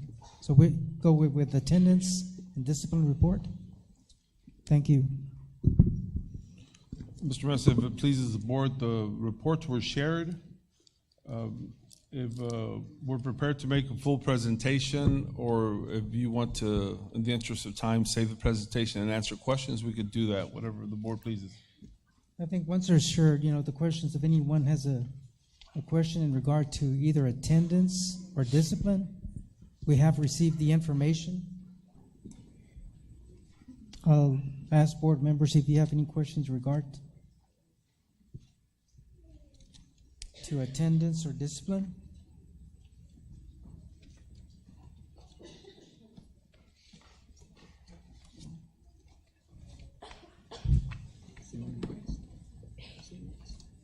Any questions from board members?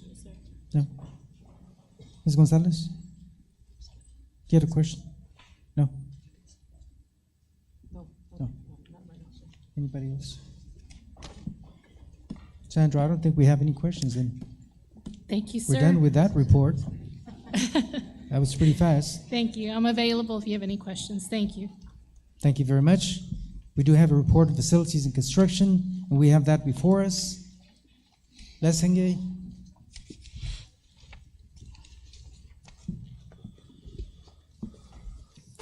Good evening, President Mesa, Dr. Rios, members of the board.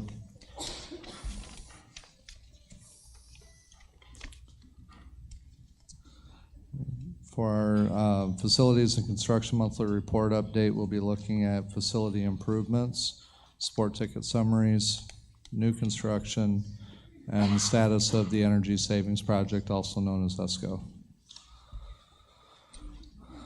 For facility improvements, we have a slide here that demonstrates all of the series of events that we had that took place in order to get ready for the recent robotics competition that we hosted over the weekend.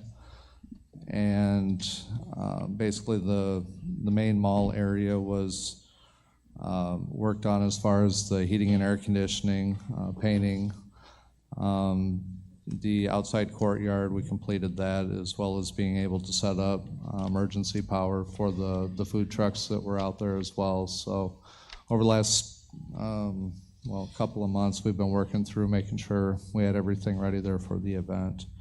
So at this point, that project has been completed, and we still have ongoing work that's taking place as far as mechanical.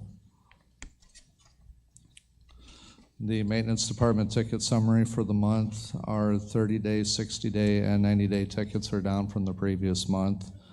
We still have some work to go, but currently our 30-day-old tickets are at 256, 60-day-old tickets at 56, and 90-day-old tickets are at 264.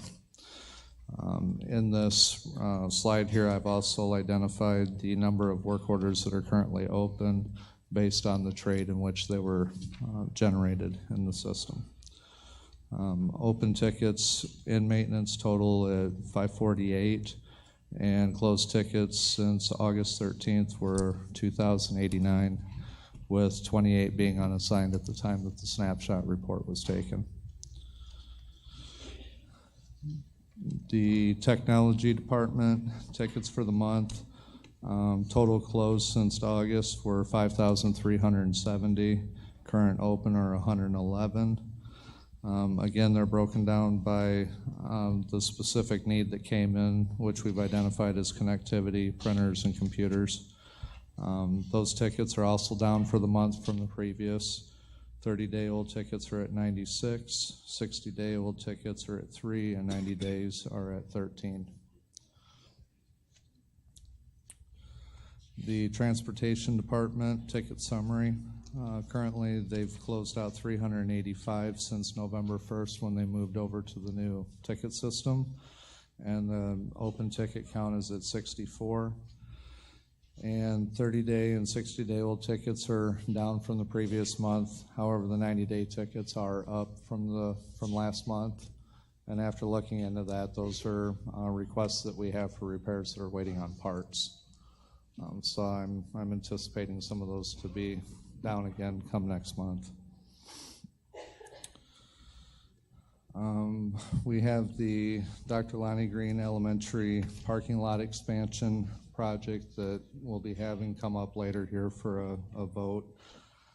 This particular project is geared towards relieving a lot of that traffic that we have out at Lonnie Green area.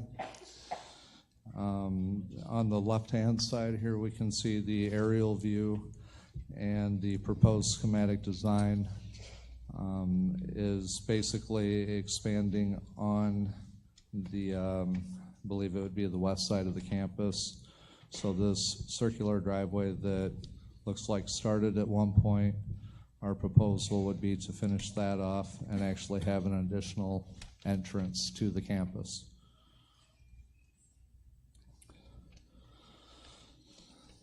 The probable costs are reflected in this next slide here, as well as the project history and schedule. Tonight we'll be seeking board approval on the schematic design so we can move forward with this particular project. We've outlined at this point what Amistad Consulting has recommended on the project. The budget that we have committed to this project is a little over $386,000. The proposed cost at this point is around $174,580. So we're not even half of what the committed budget is for on this project. Del Rio High School 200 wing renovation. I've updated the schedule. Over spring break, we did go through and start the spray and insulation. The energy savings rating on that is more substantial than the pink rollout insulation, so we ended up putting a solution in place that we'll be able to insulate and get benefit off that for several years to come. Snyder's demo, or their completion is scheduled for 5/31, and Frontera Construction is scheduled to be engaged there starting April 1st. So we will have multiple contractors working in that area at the same time. This picture here depicts or demonstrates the AC units that we're having installed in the 200 wing now. Each classroom will have its own heating and air conditioning separate unit. And again, that's another picture of the spray and insulation that was installed over spring break. 400 wing renovation.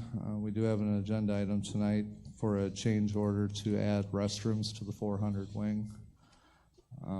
So at this point, we do have a tentative schedule on that, and that would be scheduled to start after we get completed. Once the 200 wing is done, Snyder will be moving to the 600 wing for heating and air conditioning, and at the same time, they'll also be working over in the 400 wing. The 200 wing renovation is scheduled to be completed before school starts. The 400 wing is scheduled to be completed in December. So this diagram here does show the restroom layout as the architects have submitted it to us to date. Del Rio High School exterior and interior lighting progress report. If you go throughout the high school, you'll see that 99.9% of the lights have been replaced. We've received the final shipment on all the bulbs, so within the next few days, we have some miscellaneous lights here and there that'll be getting replaced, but with the exception of the construction areas, which we're holding that equipment until that construction gets further along, and then we'll be supplying that.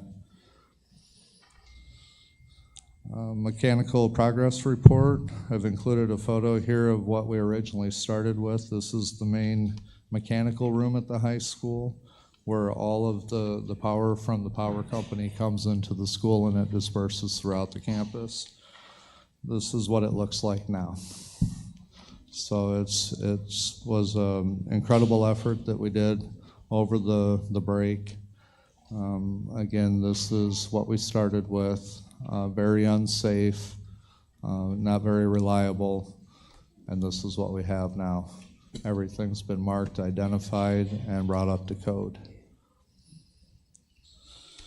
Interior lighting progress report. This is our updated monthly report where we show percentages based on the campuses, what work has been completed as far as interior lighting goes, so this will continue to change over the next few months. And exterior lighting progress report as well. It looks as though they're almost completed on this. We still have a few more places to go and finish off some other areas, but at this point, I believe if you drive around the district at night, a lot of these campuses are really, really bright now.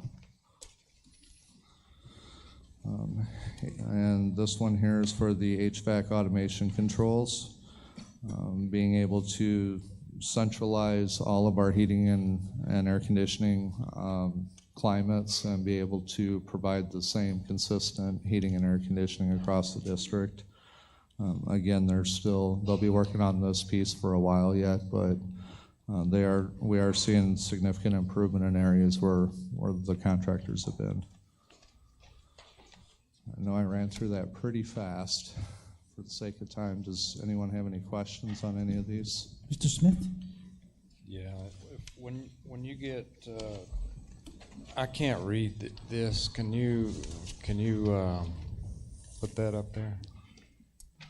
I included that one up there because I thought it might look a little bit better than what was included in here, but I can also get you a bigger one. Yeah, it's just my eyesight sucks wind, so. So this is what I have as far as the aerial view as well as my this questions plan. are tied around the dimensions of the width of that driveway, and is that enough to allow the two-way traffic and that kind of thing, the kind of more specific stuff? I think we were given another one separate, yes. I see it, I just can't read it. Mr. Mesa, if it's okay, we invited Mr. Martinez to answer any specific questions. Good afternoon. My name is Abner Martinez. I'm an engineer, local engineer, and owner of Amistad Consulting Services. Yes, Mr. Smith, this driveway is about 32 feet wide, plus curb and gutter. This will allow a two-lane in and out with turning radiuses to drop off and pick up students. Okay. And in the turnaround, is that where the circle donut thing is at? That's enough for 2 lanes as well? Does that divide up into 2 lanes, or is that just 1 lane? Yeah. Around in this case, perimeter? we'll allow for 1 lane of traffic because some people see coming in, turning around, and then coming back. On the east side, closer to the school, we are providing for additional space for drop-off of students. At this point, we are not including yet concrete pad with a canopy that is contemplated to be done in the future. Yeah. For students and parents gathering, teachers dropping their kids and picking up their students. Awesome. Thank you so much. Any other questions from board members? I think the only one I have, Les, is could you follow up on what protocols will be placed in regard to subcontracting the changing of the LED bulbs? I know we had an issue with some subcontracting employees going into classrooms. Just wanted to follow up. If you could give us a follow-up for the next meeting? I'm sorry, Mr. Mesa. Dr. We've scheduled a meeting with the contractor to discuss their contractual obligations, and ensuring all the background checks of all the employees, as well as making amends for the previous items that were stolen. Okay. Just if you could briefly mention what has been done so far, what Dr. Reyes mentioned, what comes out of it. Yes, sir, will do. Anyone else have any questions? I got one more. One more, If Mr. you Smith. don't mind, Les, go back to that electrical room, the before picture of the electrical room. It's this one.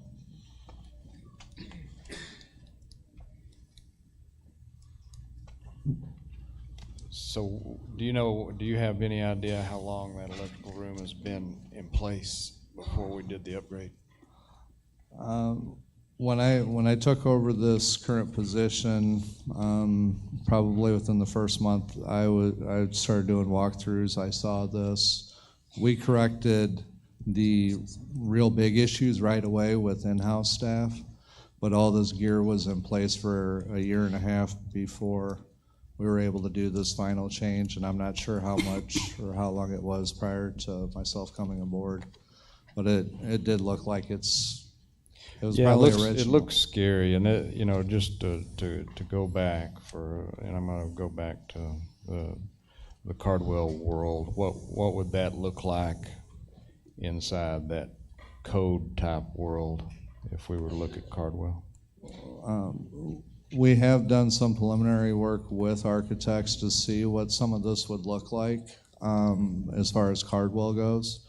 And the problem that we run into is the building's deteriorating from a wood perspective. We were planning on painting it this year, but we have to replace so much wood of it, more wood than we can, before we can even paint it, because what's there is rotted. That's just from the wood infrastructure. The heating and air conditioning is going to be quite costly to try and manage that moving forward. It is a cinder block building for the most part, but at one point we identified it was actually cheaper or lower cost to build a new campus than try and refurb what's there. Yeah, okay, thank you. Thank you. Any other questions? Thank you, Mr. Hingley. Thank you. At this time, we are on item 9 on the agenda. This is the consent agenda. One, action will approve all items on the consent agenda. Board members, if you would look through it briefly, and if there's any item that you would like to separate from the total action of one, approval would, again, approve all items on the consent agenda. We do have minutes from the public hearing and regular school board meeting of February the 18th, financial statements, some bids, and some tax refunds. If you would look through that and see if there's any other item, again, that you would like to pull out at this time, or questions that you might have, I have none. None? Any other board members? Okay, then at this time we acknowledge donations that were made to our district. I'll ask our board secretary, Ms. Gonzalez, if you could go over the list like in 30 seconds. No, I'm just kidding. Last time we had 80 donations, so it was quite a job for our secretary. Now it's 27. Okay. These are monetary donations. Ellie Martinez, $18, Blended Academy. Dario Towing and Wrecker, $800, Blended Academy Robotics. Box Tops for Education, $395.20 to Buena Vista Elementary. Maxi Energy Company, $1,000 to Buena Vista Elementary, 2nd grade. Bill Whaley Jr., $500, Del Rio High School Metal Trades. Texas Athletic Productions, $950, Del Rio High School Athletic Department. The Rotary Club of Del Rio, $2,420, to Del Rio High School CTE Culinary. Border Federal Credit Union, $100, Del Rio Middle School Chair. The Bank and Trust, $100, Del Rio Middle School Chair. The Spot and Pro Shop, $400, Del Rio Lonnie Green Elementary Student Council. The Bank and Trust, $300, Del Rio Middle School Chair. Lisette Hernandez, $135, Garfield Elementary Robotics. Sylvia Sanchez, $145, Garfield Elementary Robotics. Veronica Sosa, $135, Garfield Elementary Robotics. The Spot and Pro Shop, $275, Lamar Elementary 5th grade. Panda Express, $244.62 to North Heights Elementary Student Council. The Spot and Pro Shop, $235 to North Heights Elementary Student Council. Box Tops for Education, $137.70 to Roberto Bobby Barrera Elementary STEM Magnet School. The Spot and Pro Shop, $150, San Felipe Memorial Middle School Robotics. Laura Soto, $85, Del Rio Middle School Orchestra.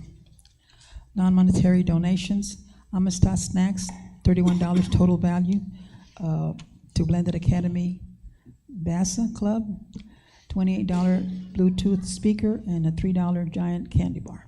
That sounds pretty good. Okay. Sally Rollins and Tara Fernandez, $124.46 to Dr. Lonnie Green Elementary 2nd grade teacher, Ms. Norma Rivera, for 1 ink cartridge. The First United Methodist Church, $800, Garfield Elementary, 80 bags of food. Central Church of Christ, $385.50 to Lamar Elementary for 90 bags of snacks. Valverde Masonic Lodge for Fantastic Teeth Fan Club Program, $262.20 to Dr. Fermin Calderon Elementary for 92 dental kits. Valverde Masonic Lodge for Fantastic Teeth Fan Club Program, $219.45 to Lamar Elementary for 77 dental kits. Valverde Masonic Lodge for Fantastic Teeth Fan Club Program, $213.75 to Ruben Chavira Elementary for 75 dental kits. Thank you. Thank you, Board Secretary, Ms. Gonzalez. It's a difficult thing to do when you have that last board meeting, 80 donations, but we're always grateful for individuals that do make donations and businesses that make donations to assist our district in the many areas and programs that we have. So again, thank you to all the businesses and all the individuals. This time, I will entertain a motion to approve the consent agenda. There's a motion from Mr. Contreras. Is there a second? From Mrs. Webb. All those in favor, please indicate by raising your right. Motion carries. The consent agenda has been approved. We're now on item 10, administration.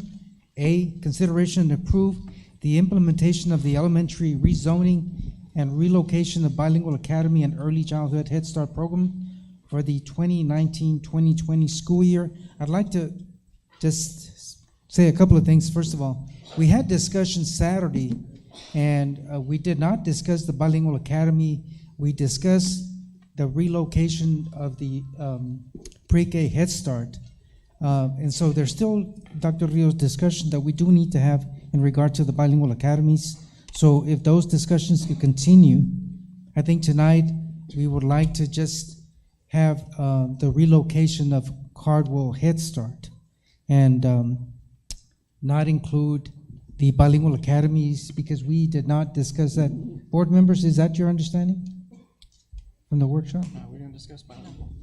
Yeah, we did not discuss the bilingual academy. So the only thing that we would like to do tonight is act on item 10A without the bilingual academies. So if we could make a correction to that. Yes, sir. Dr. Rios? Okay. And I do want to mention several things. As board members, we're elected to make real tough decisions. There's so many things that come to play when we make decisions.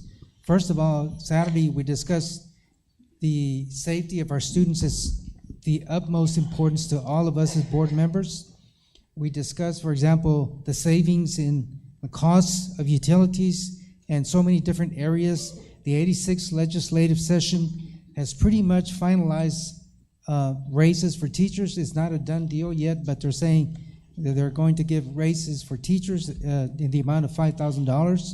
And there's still work to be done because they're saying it might be 1 or 2 years, and then perhaps the district can take over the cost. We don't have all the details, but when we do save money on certain things, we would like to apply it for the rest of the staff in providing some additional raises for the other personnel, not teachers, which is, again, the state is saying they're going to give us the amount for 1 or 2 years, but no amount for paraprofessional, clerical, hourly wage, and so forth. So we're trying to save some money in regard to the utilities, and there's so many other areas that we talked about Saturday that we have to take into account that a lot of times people in the public you might not think about. And yes, we know we tried several years ago to have a bond issue to address some of these things, and it was not favorable. So yes, we mentioned that as well. And so we're faced with a tough decision. It's never a popular decision to make whenever we close down a school. But there are reasons that we take into consideration, and safety is the utmost importance to us as board members. So with that being said, I'm going to turn this over to Dr. Rios. Thank you, Mr. Mesa, members of the board. On Saturday, we did discuss via workshop the different options to rezoning. And prior to that, we discussed options to not rezone. Options that included either having pre-K attendance zones or options to have pre-K at every campus. And discussions on that day and discussions since, I think made it clear that Cardwell, as a servicing pre-K students, should stay together and that we should not consider those options. Administration also strongly recommended that we not consider those options and that instead we consolidate the attendance zones into one less attendance zones and repurpose, and the options that, based on data, the options that were presented, what the Lamar would be the most adequate, Ruben Chavira would be the second most adequate, and Calderon would be the third one. When we talked about Calderon, there was some good points made in terms of the traffic that would be relieved because of the high enrollment at Del Rio Middle School, the parking for the parents that come to the pre-K activities. Talked about the size of the gym and other areas, and that's all discussion that came up. I was also clear that even though Calderon was the third option, if that was the option that the board selected, that it would open the possibility to, in the future, have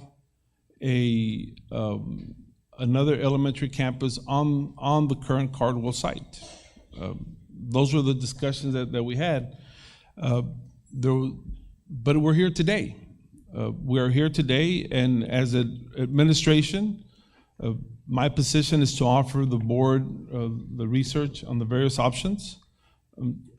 And now, if there are no further questions, Mr. Mesa, we have two ways of going this. The administration can provide the recommendations in the order that they were presented, and either one option will get at least 4 votes, or no options will get 4 votes, or the board can discuss amongst themselves, and then a board member can move to have something adopted. I'm open to any suggestions. If the board doesn't have any suggestions, then administration will proceed with recommending first Lamar, then Chavira, then Calderon. Then I will ask individual board members if there are any other discussion or comments to be made. Mr. Overfelt? I do. I have a couple unanswered questions that I'd like answered, and then we'll move on. On Saturday, I asked for a report on the district police officers that were at Lamar, Irene Cardwell, Ruben Chavira, and Dr. Fermin Calderon. They're counting cars and walkers, and I asked for arrival times and departure times of those officers. And there, I know Chief Maldonado went in and left me a copy there. I don't know if anyone else got one. I do have, did or did not? Okay. I have some concerns about it. I don't know if everyone should have a copy of this before I ask that, or do you want me to read it as is to y'all, and you can, from whatever it is. Anybody else receive a copy? You got I one? have one as well. Okay. Here? I don't have. They just gave it to us. It Oh, yeah, I don't have any. It was on the thing. It was on the desk. Are there any extra copies, Sandra? Good evening, Mr. Mesa. Ms. Falcon has extra copies for the rest of the board members.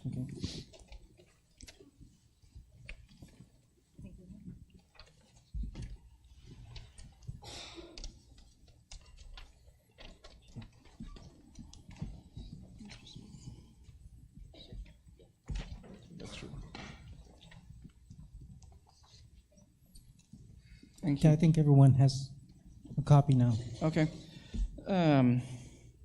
It goes in and shows drop-offs in the morning, number of vehicles going in and dropping students off, and then being picked up in the afternoon from the 4 campuses in question there.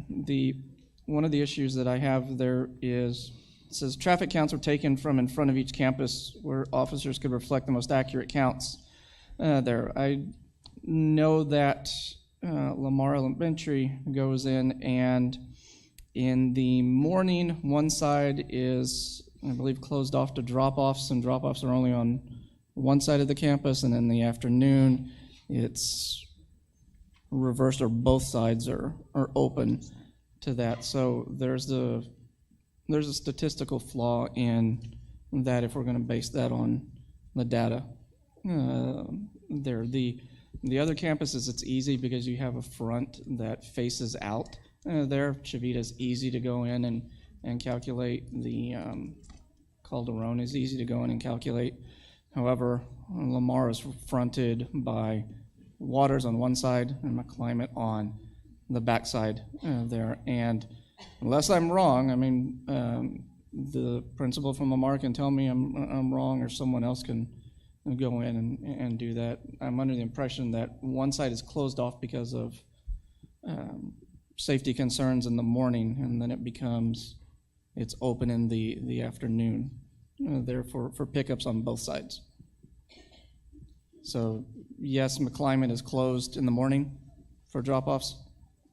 Okay, so that data they're saying what kind of vehicles are being picked up, it's flawed data there. So that's my issue with that. My second question is, according to the superintendent's notes PDF there that shows capacity of each school there that we all got, that was posted publicly on the school's website, that's the capacity for each of the campuses.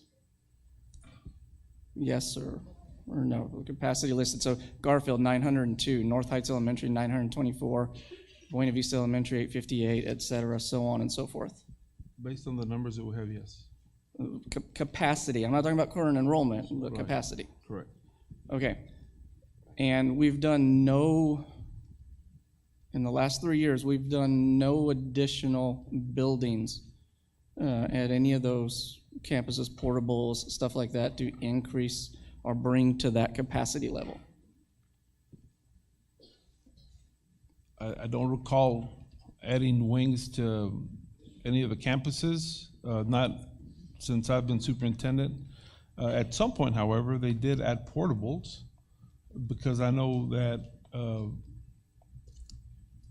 just thinking off the top of my head, Lamar and Calderon and Chavira has just a couple of portables, but they have some, and everything was considered.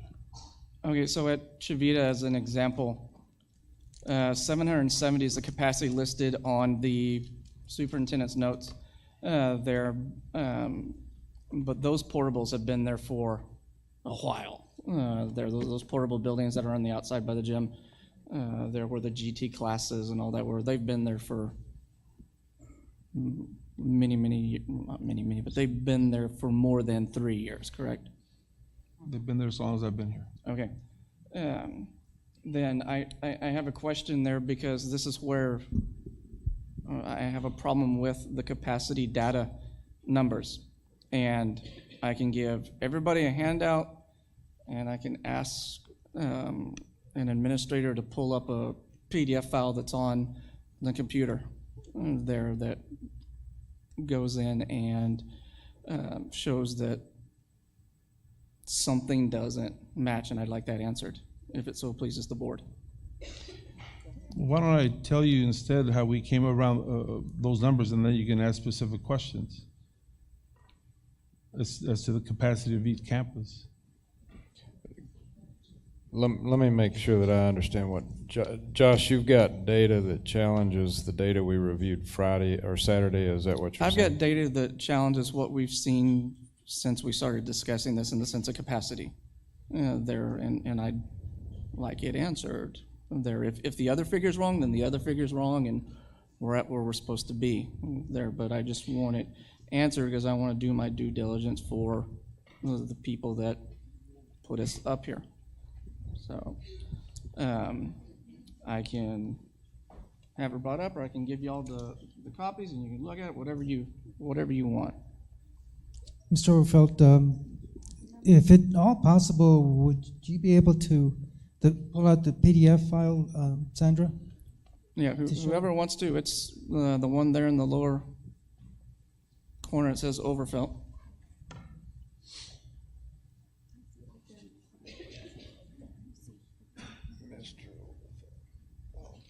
And while she's doing that, I'd like to just ask a question. Chief Maldonado, on this paper that we got here, is there a typo? It says on Thursday, March 31st. Yes, sir, that's a typo, I'm sorry. Typo? It was Thursday of this last week. Okay, thank you. This document is the document that was dispersed to the community when we were going through the rezoning in 2015. And if you go in, it talks about why we were going to rezone and why we needed to, capacity issues and different things like that. If you go in a couple pages, and I'll tell you when to. One more, right there. Garfield shows a capacity in 2015 of 750 students, but 902 on the data that comes from the February 25th one. Ruben Chavita shows a capacity of 675. Our data is 770. Lamar 650, capacity at 660 on the most recent update. Dr. Fermin Calderon 858, 700 on this one there. So my question is, which data table is it good? Because this is the one that we presented to the community 3 years ago when we were justifying rezoning in the bilingual academies. So I'm having trouble with which one is the correct piece of data. Dr. Reyes? Yes, sir. When we counted the capacity for currently, what we did is we looked at all the classrooms that had a teacher assigned to them, and then we visited directly with every individual principal, and we asked them how many classrooms they had vacant that could be repurposed for a classroom. There were classrooms that were vacant. They weren't being used, and could they be used as a classroom? So we just multiplied it by 22 to 1. For example, in this instance, Lonnie Green has a capacity of, that chart shows that it has a capacity of 700. If I'm looking, Lonnie Green currently has an enrollment of 803 students. So this chart, I'd have to, ask questions about 2 years ago or 3 years ago when we formulated it. But the capacity was arrived at a conversation with the principal, reporting to them, this is the number of teachers that you have assigned. We multiplied it by 22 to 1. And then we asked them how many classrooms were vacant that could be used. I can't speak directly to this. I'd have to go back and look at the data that was used to formulate these charts. But I can tell you that, just for example, Lonnie Green, that shows 700. They have 803 students today, I believe. So obviously, there's room there. Okay, but capacity, if we're coming from it from a standpoint of how many kids we can put in a building there and fire code and all of that, because each building has an occupancy load. This building we're in has an occupancy load there. When I see capacity, whether it's on this particular one or the one that was sent out, capacity means that what I interpret that as, that's the most that building can legally go in and hold. That was a big reason for, and you see, the next table over shows what it would look like after we had rezoned and went with the whole bilingual academy. It drops all the figures, significantly. Chavita drops from 607 to 592. Fermin there went up because of the academies and different things there. So there's two different capacity numbers there. And again, when I think capacity, I think what the fire marshal tells us we can put in a building, and that's where I have a problem with the data itself. That's why I don't think it doesn't match or it doesn't jive there, and it has me worried that if whatever we decide to do here in a minute, there is going to affect capacity numbers again, and max capacity could all go in and change again, and in a year from now, 2 years from 3 years from now, we'll be looking at a different set of max capacity numbers. I don't know if you understand where I'm coming from when I think capacity. That's what the fire marshal says we can put in a building. They're not based on 22 to 1 there, because North Heights Elementary at 924, that's just 600 shy of what we have at max capacity. That's just 600 shy of what we actually have at Delaware Middle School. There is effectively what that would look like. So, Mr. Overfield, the only difference would be on the rezoning on that attendance zone is if you consider when they were recommending the number of bilingual classrooms that would be zoned, or the expected number of bilingual classrooms that would be filled at 15 to 1. But I can assure you, without a shadow of a doubt, and we can march every single elementary principal up here and tell them, we arrived at the capacity based on the classrooms that we could use today at 22 to 1. I'd have to go back and remember those numbers, but I am sure that one of the reasons for those numbers being lower is because of the projected numbers of bilingual classrooms at 15 to 1. That's the only explanation I can offer you now, but I can tell you with a high degree of certainty, because we just did this within the last 60 days, that the capacity that I shared was based on the current classrooms in use and the current empty classrooms. And when they build the school and they get inspected, they count every classroom being used as a 22 to 1 minimum. Fifth grade classrooms can even have 25 to 1. That has more to do with the projection of bilingual classrooms. Like I said, Lonnie Green shows 700 there, yet today it has 800 students. The numbers that you saw on the newsletter that I wrote, the notes from the superintendent's desk, those are very accurate numbers for each one of the campuses, based on review of assigned teachers with students and empty classrooms. There's no doubt in my mind about that.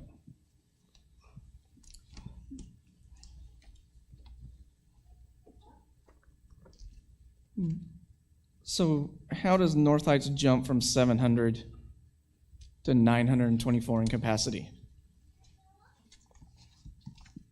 We've done, still capacity means what the building will hold. Well, Mr. Overfield, that's what I'm thinking. I understand. The other point, and I'm trying to recall conversations from 3 years ago, the other goal, if you remember, when we talked about the bond back then, also had to do with the goal of the number of kids that we wanted to have at each campus. In particular, for North Heights and Lonnie Green, it had a whole lot to do with the traffic patterns that we had. So, for example, today at Lonnie Green, we're recommending the addition of that driveway because of the congestion. So, whether we use the word capacity appropriately or not, and based on your understanding, it was not. It had to do with the bilingual academies and the number of students that we wanted enrolled at every campus. So I think pretty much the goal there is very close to 700 for each one. Capacity was probably a wrong word used there. I'm sure another chart you'll see the word goal, but the numbers I presented here in my blog are the accurate numbers in terms of classrooms and how that school was organized. There is not an issue with those numbers.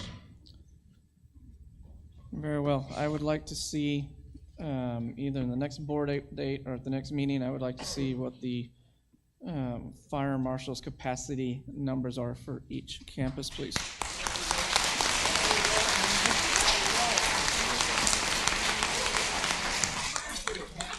I'm going to ask the audience again for hold of your applause and any comments.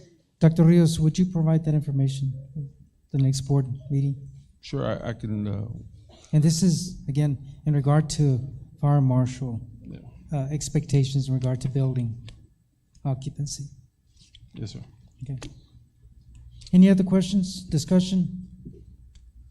So, Yes, Mr. Overfield? administration plans to present, because we didn't get one in our packet, administration plans to present option one and then let the process take its course there. And then, depending on the outcome of that, go with the next one there. I don't see how that fits into, and someone can correct me there, I don't see how that fits into Robert's Rules of Orders, how you can have 3 different ready to go there. I mean, there's one recommendation for the one item, and if it fails, or if it fails, it fails, and we move on to B there. So I'd like some clarification as to how, if one fails, we go on to the next one. We've had, in the history of my experience with the board, we've had items where we make different recommendations. The board item wasn't written specifically for one campus or the next. So we've made multiple recommendations within one agenda item, so as long as it's related to the agenda item. In preparation for this, I visited with the board's attorney and specifically told them that if the board wanted administration to make a recommendation, that, should I make the recommendation in certain order, and could we have multiple recommendations until one passed? And he said, so as long as it was related to the agenda item, that it was appropriate. He also said that the board could make a recommendation. Just last month, we had, on this very same issue, we had 2 different recommendations made, Mr. Overfield. It's the same process today. Mr. Schulman did indicate that if y'all wanted to take a recess and have the board president call him just to double check that he would be available. But again, just last month, in the same issue, the board did more than one recommendation. It's the same process. But whatever pleases the board. Okay. Any other discussion, Mr. Contreras? Yes, sir.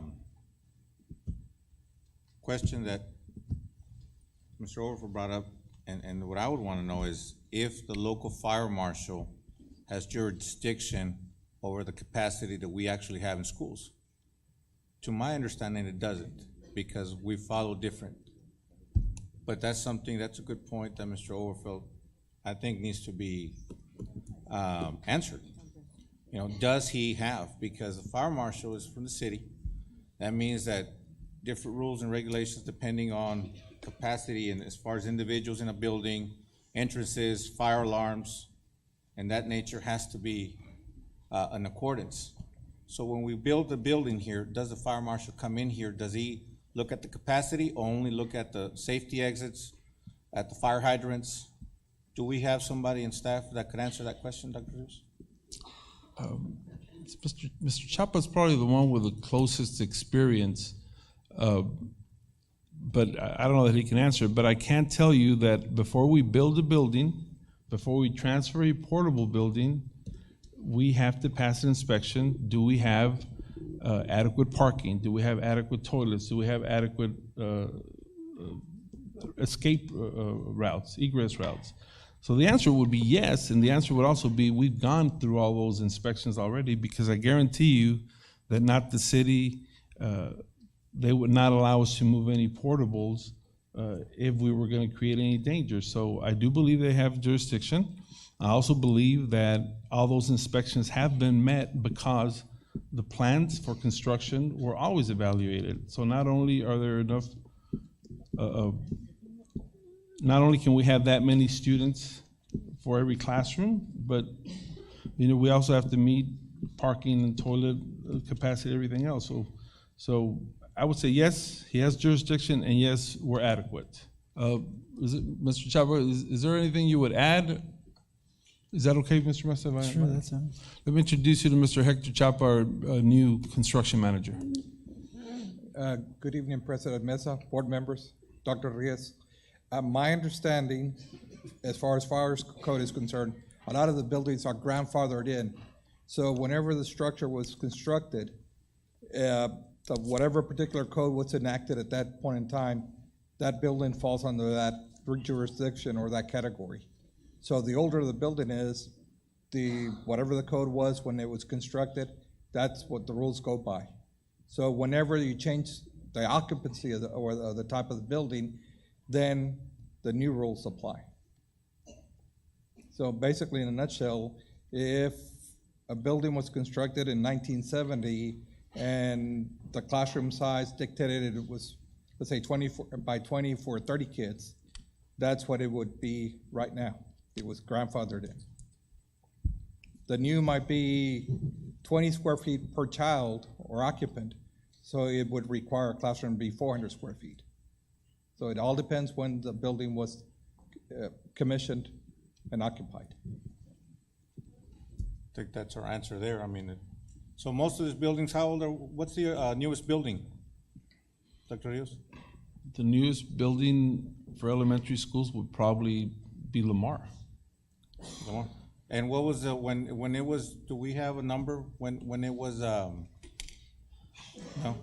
whether it was 24-1 or 22 or? Well, for those purposes, elementary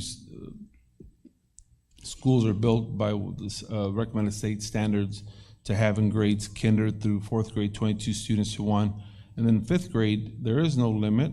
However, we operate on the basis of 25 to 1, and we're in compliance. Aside from Lamar, I mean, because Lamar, based on those 2015 figures, there's only 10 kids difference between 2015 and today's figures from 670 to 660, or 650. It's only 10 kids difference. So aside from Lamar, I mean, that Lamar's right there, 2015 and today's numbers are there, same thing. But aside from that one, other than that, the next one, who would it be? Garfield was 1970, so they're really 30 kids to 1?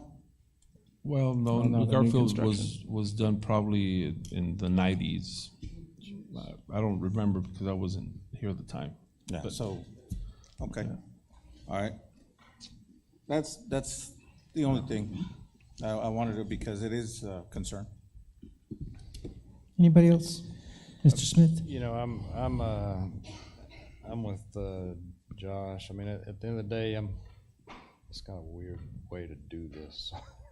I don't know how that's going to be navigated, but that was my point Saturday too. Is that the board is divided, and everything. I don't think we're going to yield much by voting 3 times tonight for one subject. I just don't.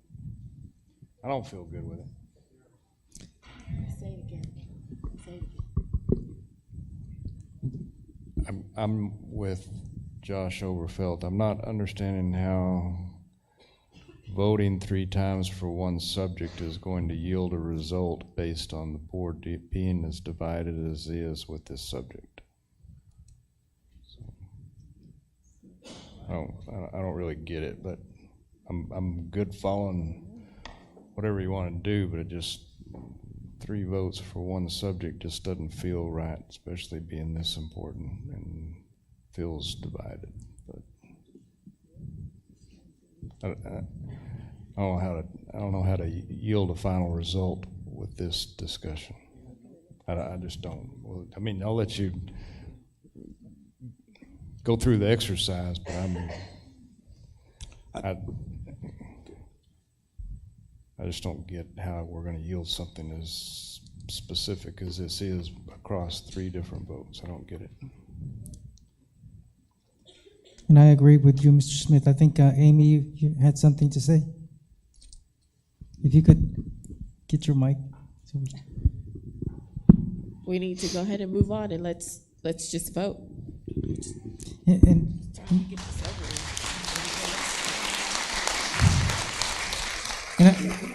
I'm agreeing to what Mr. Smith is saying is I would not want 3 options, but I would want 1 option to vote on. There's been a lot of discussion. I think we gave up an afternoon on Saturday and pretty much arrived at a conclusion, but this is the time to ask questions and then take our final vote. Ms. Gonzalez, do you have any other thing to add?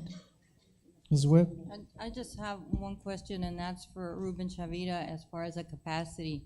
Because I know that when I was at Chavita, we were over 800 students on there, and that was before adding the portable buildings that now exist behind, not Calderon, not Chavita, behind Calderon. So I don't know what the capacity is of the main building, or does it include the portables behind the main building?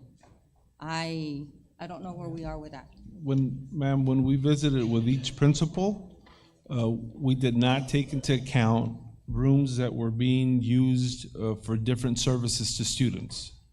If a room was being used as a resource room where students are pulled out, we did not count that room. If rooms were used for dyslexia or different types of interventions that couldn't be held elsewhere, we didn't count that room. I believe the portable buildings at Chavita are used for specialized services. Not at Chavita. I'm referring to Dr. Fermin Calderon. We did not count the same thing at Calderon. We did not count the rooms that were being used for specialized services. Okay. However, we did count the portable buildings. As part of the capacity? Yes, ma'am. I'm sorry. Yes, because there are some portables that are being used for GT and other purposes, which are, again, specialized. At Calderon. There was a GT, and it's still on the door, GT, but there are some other services that are provided in those portables. So I think what I'm hearing from board members is that we need to move on with this topic. Unless, Mr. Overfelt, did you have something else? Just 2 last comments and then I'm done. Administration does not want to wait until the legislature adjourns in May to figure out what Senate Bill 3 and House Bill 3 joint resolution is going to look like.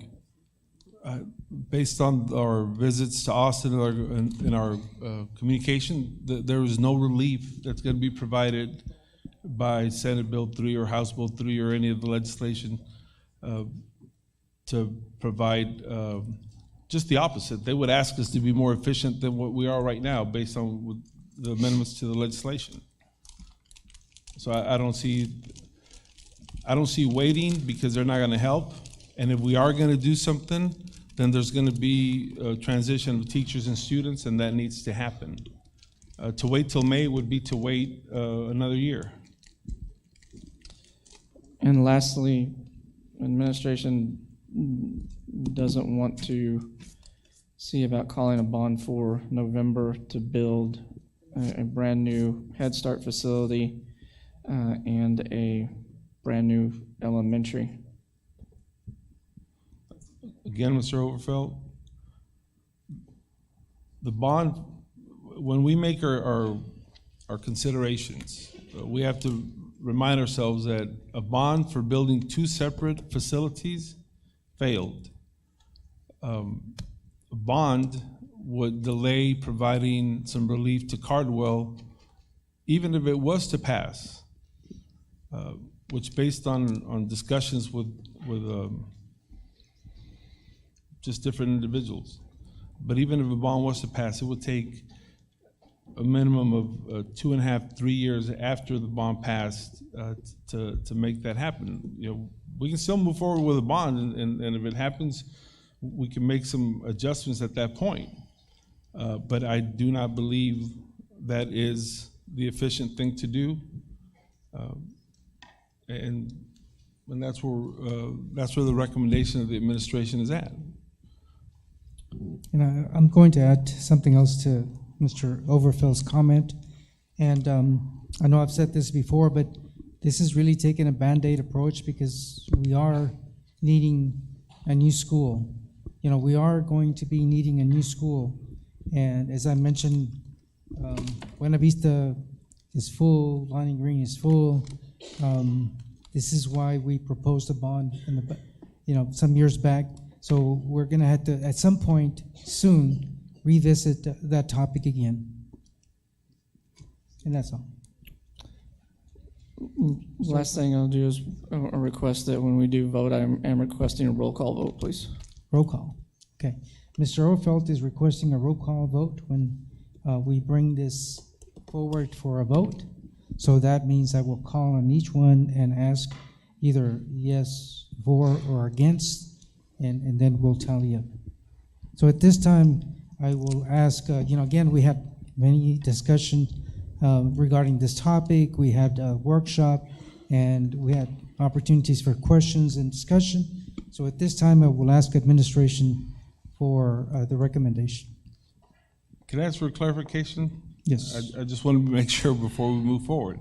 Okay. Is it the wishes of the board that there only be one recommendation and then there be no further recommendations? That's my understanding. One vote. Yeah, I myself am not comfortable just putting out recommendations until it wins. We, based on the data and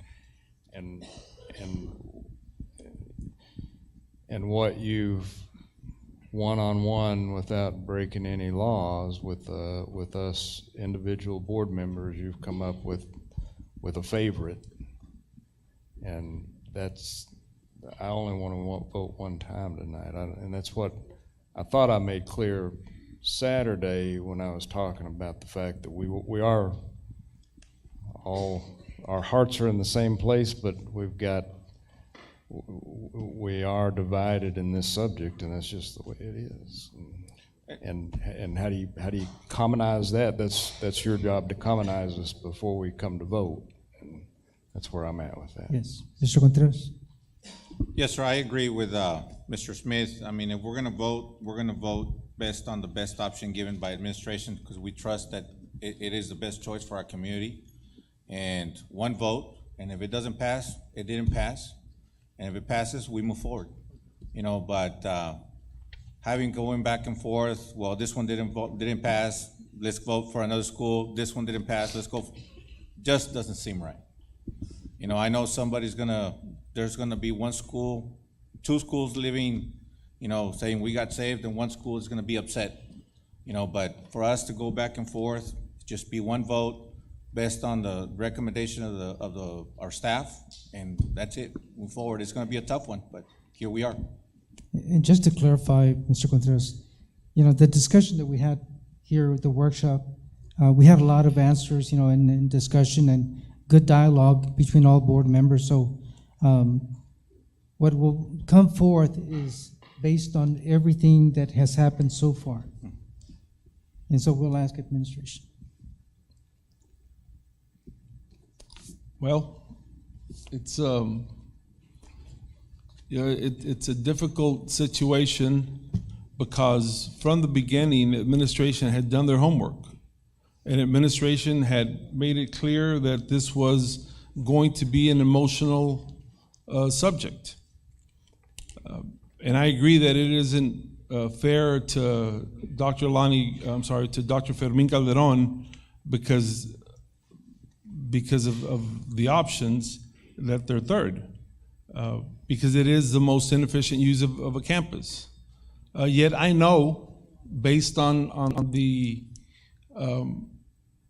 discussions that we had and the comments by the board members, I know that if I recommend Dr. Fermin Calderon as a campus to be repurposed, I know that it has a better chance of passing because of the discussion that was held. But contrary to people's opinion, it's not about playing politics, and it's not about trying to get 4 votes rather than make the most efficient decision for the district, so that all of our students can be provided opportunities. So I cannot, in good conscience, make a recommendation based on what think I will pass, rather what is the most efficient use of all of our buildings. That's why I wanted to go down decisions 1 through 3 and just see what the consensus of the board was. But if the board's wishes are for me to make one recommendation, then I'm ready to move forward with a recommendation that I've shared with you all along based on the efficiency of the district. And it's unfortunate because I don't think it's going to pass, but I also don't see myself compromising the efficiency of the district. So if you're ready, I'll make the recommendation. We're going to make one vote. Yes. And on this topic. Okay. Ready? Yes. It is a recommendation of the administration that the board approve repurposing Lamar Elementary for pre-K students and directed the superintendent to rezone the elementary boundaries as necessary. You have heard the recommendation. I will entertain motion for approval. Mr. Contreras, is there a second? Mr. Smith, all those in favor? Well, he asked for a roll call vote. Roll call, please. Yes. Then I will ask individually. Mr. Smith, for or against? I'll vote for. For. Amy Haynes Sanders? Against. Thank you. Against. Ms. Gonzalez? Against. Against. Myself? Against. Linda? Ms. Webb? Against. Against. Mr. Orfeld? No. Mr. Contreras? For. For. We have 2 for and 5 against. So it does not pass.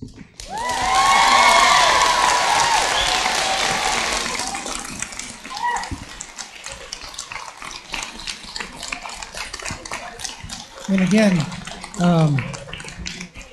I ask that you stay informed with what goes on at your board meetings. We need all the assistance we can get. We're faced with a dilemma, and as I mentioned, this is a Band-Aid approach. We're going to come to you with another decision here within a year or 2, because this is where we're at. We have to move forward and make the right decision. I'm going to turn it over to Ms. Webb. She had a comment to make as well. I wanted to make a comment because it's not about who wins or who loses. We're here as a district, and I've been at every one of these schools with you all. I've been at Dr. Fermin Calderon, I've been at Cardwell, and I've been at Lamar. And let me tell you, it's not about who wins or who loses. And it's not about, is it Mrs. Cardwell, is it Dr. Fermin Calderon? These are excellent people in our community. Mrs. Cardwell, of course, recognized by President Nixon and by President Truman, by Governor Ann Richards, by Governor Briscoe. Those are just some to name her. Dr. Fermin Calderon, an excellent member of the community. But Mr. Mesa and Dr. Rios are correct. I voted no because Lamar is not the best place for the Head Start program. They don't have all the facilities needed by the Head Start program. I can only imagine 15, 16 buses going to Lamar to pick up students, not counting the daycare vans. That's why I voted no. But yet, we are faced with a big dilemma with our district, And unfortunately, it has to deal with the smallest students in our district. And needless to say, Cardwell Head Start should have been addressed way back in 2000. And I'm sorry, it never did. But it's something that needs to be done. I keep hearing people saying, we're gonna say no to any bond that goes out. But sometimes, you know what? We have to take into consideration what the needs of the district are. And as a board, we're faced with those decisions. And it's not about one campus versus another campus. It's what are we going to do for the best entity and our students? What are we going to have to work on to make that happen? Because we're here as an ultimate decision makers for the benefit of all our students. And those little ones start as a 3-year-old, but they make it through every single campus. And some of those will make it to Lamar, some will make it to Ruben Chavira, some will make it to Calderon. It varies. But we have a decision to make. And like Mr. Mesa mentioned, we will be coming back later on. And I know nobody likes to lose their campus, and I'm sure those people that lost Eastside didn't want to lose Eastside either, you know? But we also have, I don't need applause or anything, but we also need to realize as educators, we as educators are all subject to be reassigned.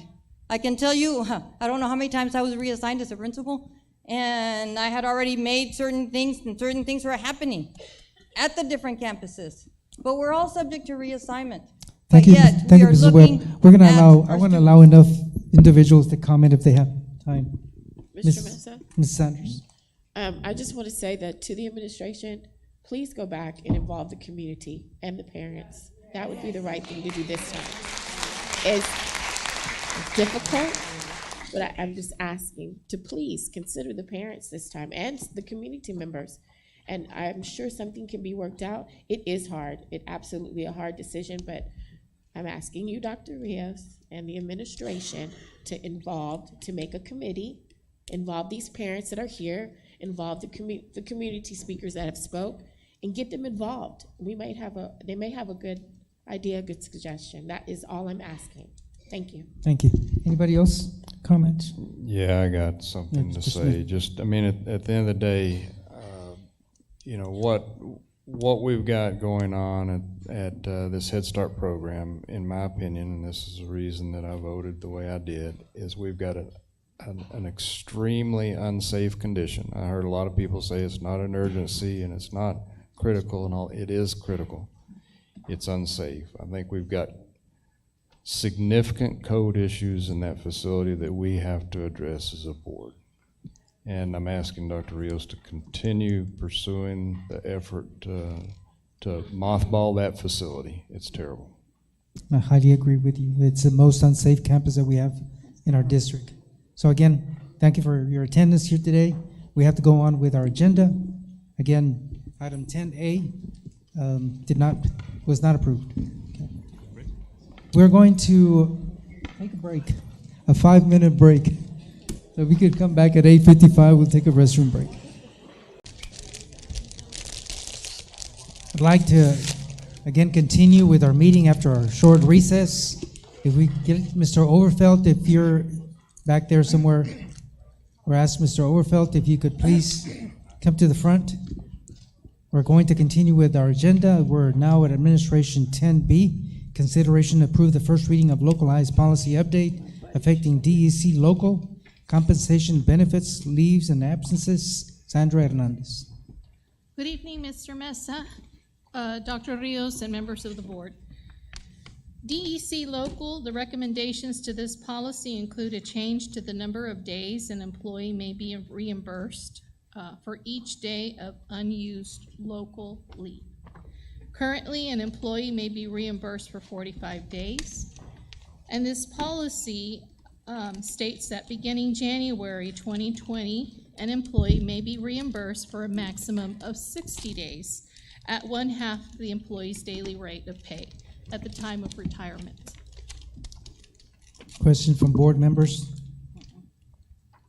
If you remember, there was discussion in regard to employees taking their days, and so the compensation was at half of their daily rate, times 45 days, and now it's up to 60 days to increase, again, the employees from staying with their days, and in other words, they're getting paid more if they leave the district and they get compensated in a bigger fashion.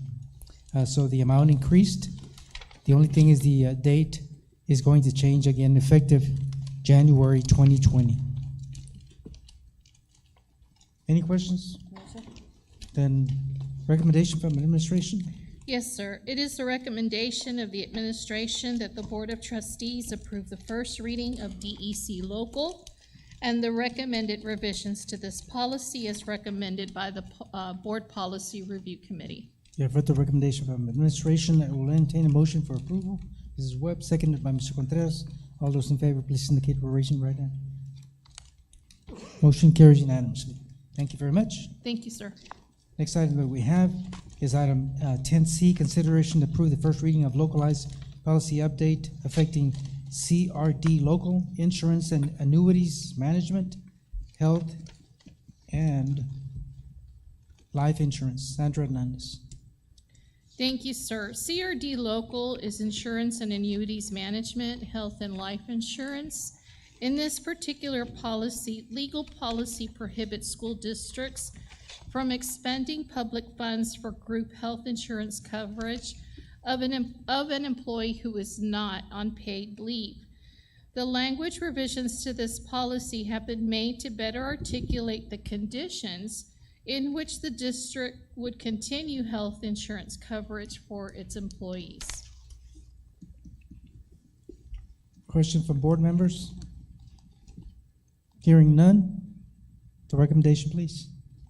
Yes, sir. It is the recommendation of the administration that the Board of Trustees approve the first reading of CRD local and the recommended revisions to this policy as recommended by the Board Policy Review Committee. You read the recommendation from administration. I will entertain a motion for approval. Mr. Contreras, seconded by Mrs. Webb. All those in favor indicate by raising your right hand. Motion carries unanimously. Thank you. Thank you very much. Item 10D, consideration to approve the resolution to nominate Dr. Carlos Rios as TASB Superintendent of the Year and submit the nomination packet to Region 15 Executive Director. As I serve the district in the TASB capacity, Region 15 has 43 districts. Out of those 43 districts, there's 14 that scored either an A or a B. I think all of us were pleasantly surprised when our district scored a B, and our district is one of the largest in Region 15. When I look at San Angelo, they scored a C. They have 19 schools. We have 12 schools. When I look at the demographic student data, we scored higher. I think I don't need to mention some surrounding districts that are not in Region 15 that did not make the grade. But I think early on in my administrative career, I learned that if you praise the efforts of someone doing something great, those behaviors will continue. If you see a custodian keeping the campus clean by picking up litter and so forth, you praise that custodian, that action will continue. Same thing goes with a teacher. You find good things happening, you praise that teacher, whether it's attendance and so forth. I have to tell you that I was pleasantly surprised, as critical as I am with scores, especially with the bilingual scores.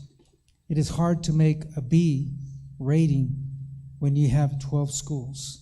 When you look at the scores from San Angelo, again, our competing district in Region 15, we're doing much better than they are.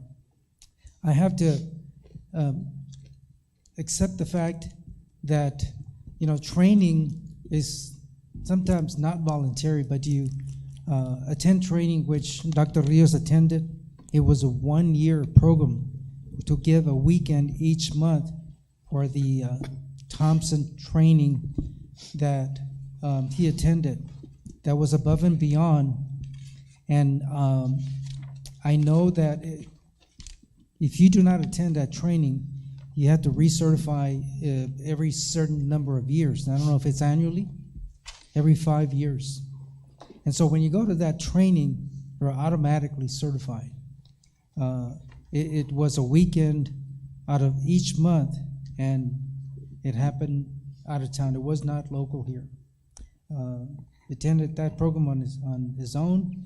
I'm doing this as a TASB director, knowing that it is hard for a district to score either an A or a B. We were able to do that in Region 15 out of the 14. And again, there's a total of 43 districts in Region 15. We were one of those 14 that scored either an A or a B. And again, San Angelo, our competing other larger district, did not score a B. They scored a C. So it's just imperative that we give praise where praise is needed, and where it's warranted, because again, those are big efforts to be able to score a B. I was pleasantly surprised as well. I'm not going to speak for other board members, but it is difficult to score a B when 70 miles away, they were not able to make the grade. And I don't want to name districts, but it's very difficult. Again, in my region, because I understand Region 15, that is my region I represent with TASB. We do not have large districts. San Angelo is our competing district, and so the other districts are small. It's a lot easier to make either an A or a B, but even at that, there are only 14. We were one of those 14 that scored either an A or a B. So with that being said, I would like to submit Dr. Rios, and again, it's not a done deal. The Region Center has a committee, and they interview the applicants and so forth, and they select one representative for Region 15. And I can tell you last year, it was Sonora that was represented for Superintendent of the Year, Region 15. They have 4 schools. We have 12. And so with that being said, I would like to place his name for nomination for Region 15, to represent Region 15 as our superintendent. Mr. Mesa, just a real quick question just for my benefit, because I totally endorse the idea, but who puts the package together, and how complete is the package need to be submitted? It's administration puts it together, but it's pretty much a student data sheet that they give you to fill out with your data from the region.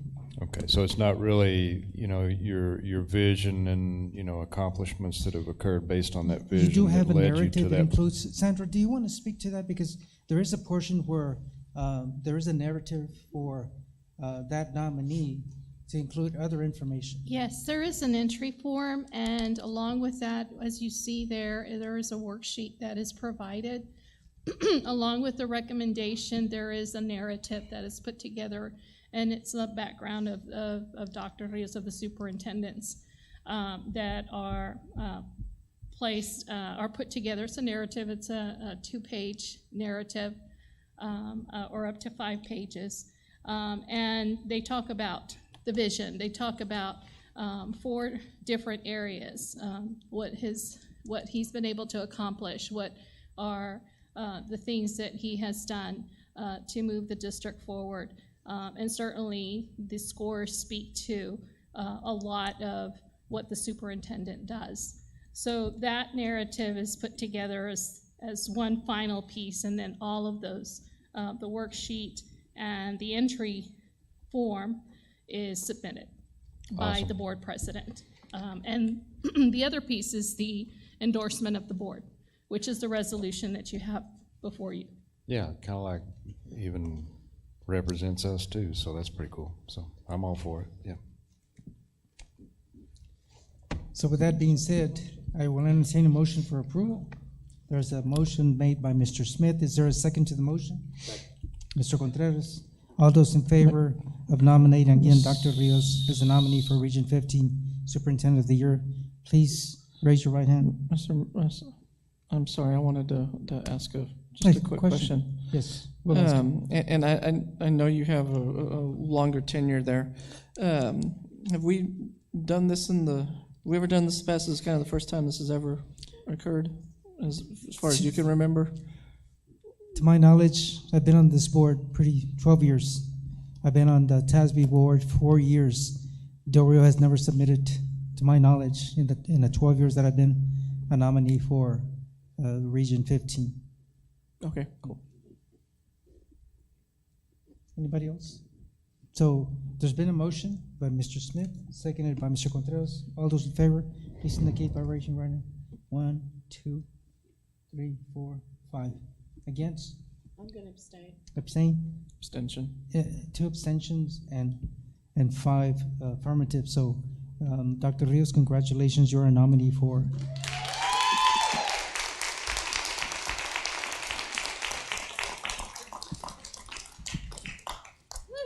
And again, I think my colleagues are going to be proud in the TASB board because our superintendent from Region 15, again, when you have Sonora with 4 schools, I think it's pretty easy to raise the scores, and when we had 12 and score a B, that is much better.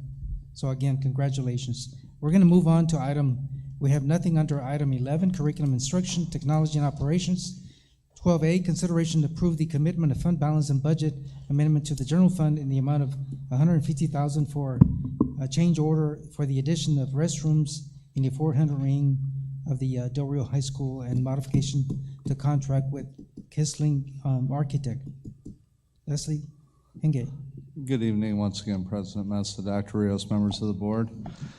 This change order is for adding restrooms to the 400 wing. In total, we would be adding 6 female stalls, 3 male stalls, and 3 stand-up units. In the restrooms, currently there are no restrooms in the 400 wing. And now with all the construction we have pending in that area, this would definitely be a time to proceed with that recommendation, or at least pose that question, do we proceed? Questions from board members? Yes, sir. Just a quick one. Yes, Mr. Rufelt. What's the funding source? The funding source from this would be from fund balance. This request came in after the project already had a budget assigned to it, a committed budget of $2 million. So it would take the amount up to $2.15 million for the renovations, both 200 and 400, to include the restrooms. Okay, thank you. So to understand that question, that is above and beyond the budgeted amount? Yes, the committed budget was $2 million, and this change order came in after the fact. So we would have to go to fund balance for the additional 153 or the 150,000 for these 2 restrooms.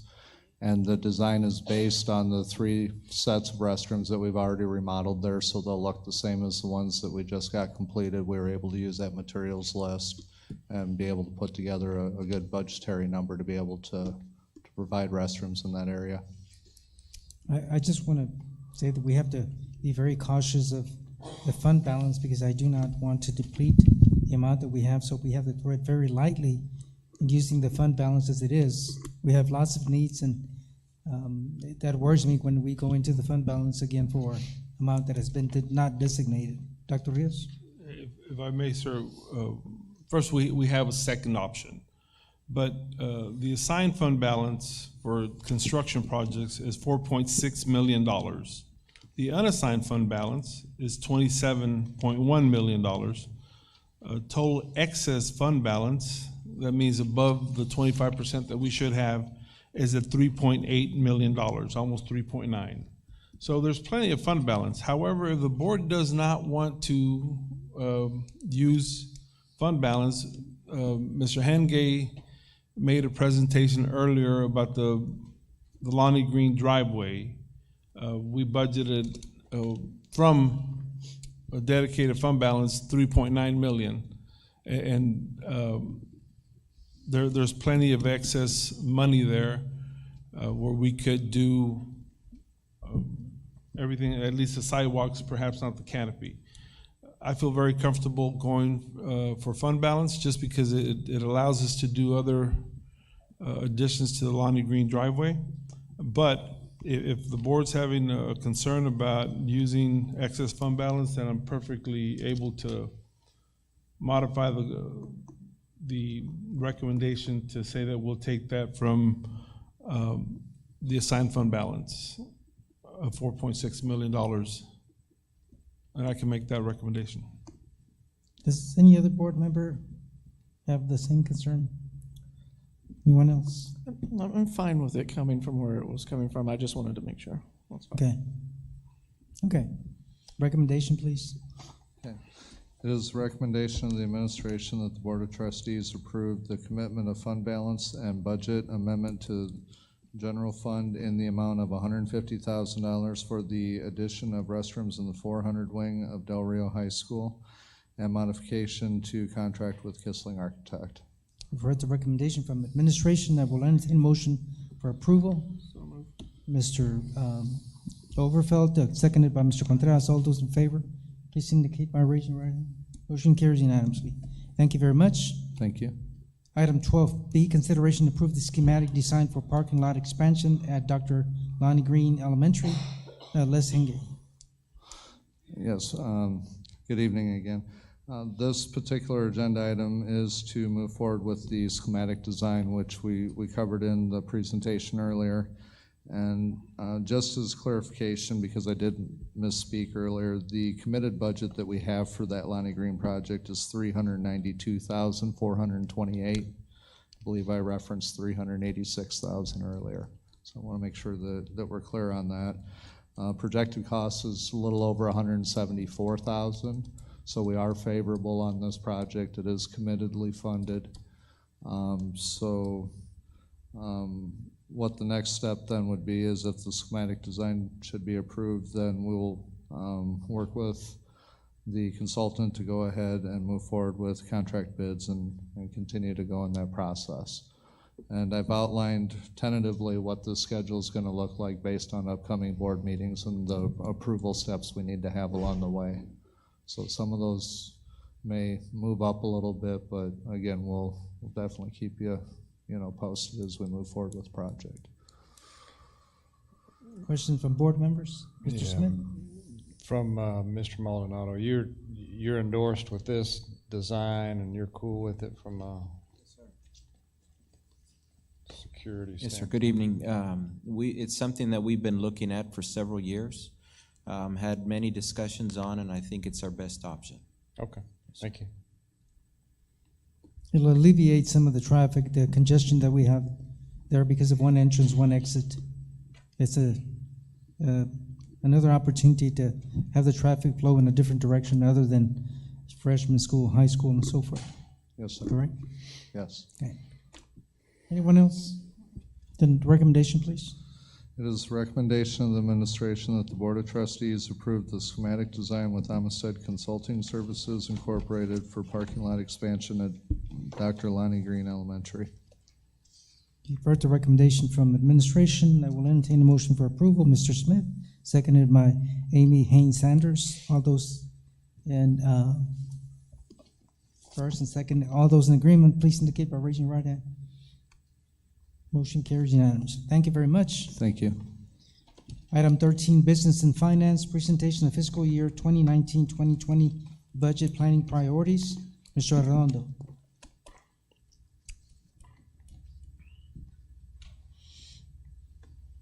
I think all of us have a packet before us. Good evening, board members. My name is Henry Arredondo. Secretary Gonzalez, Vice President Guanajuato Web, President Mr. Mesa, Dr. Rios. We've started, this was not in your book. We just completed this this morning. We gave it a final round here. And what we're trying to do is align our budget priorities with the vision that we have. So we're gonna make a brief presentation. Each cabinet member has a slide that they're gonna discuss. I'll open it up with the district vision and goals.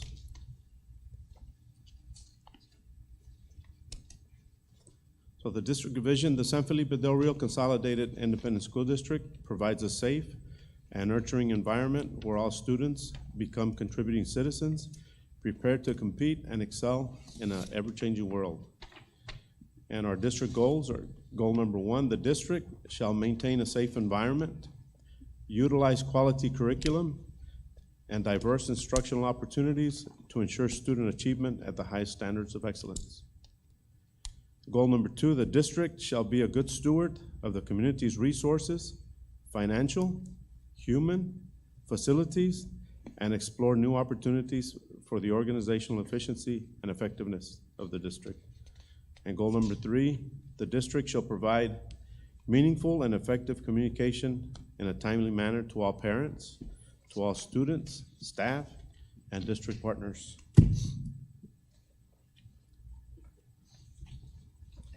So next slide, we'll start with safety.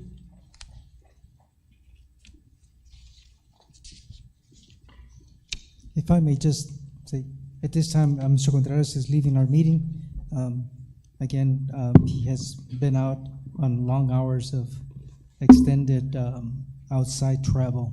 So again, the time is 9:22.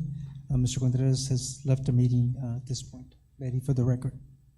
I'm sorry, Mr. Maldonado. Go ahead. Yes, sir. Good evening again, President Mesa, Dr. Rios, and members of the board.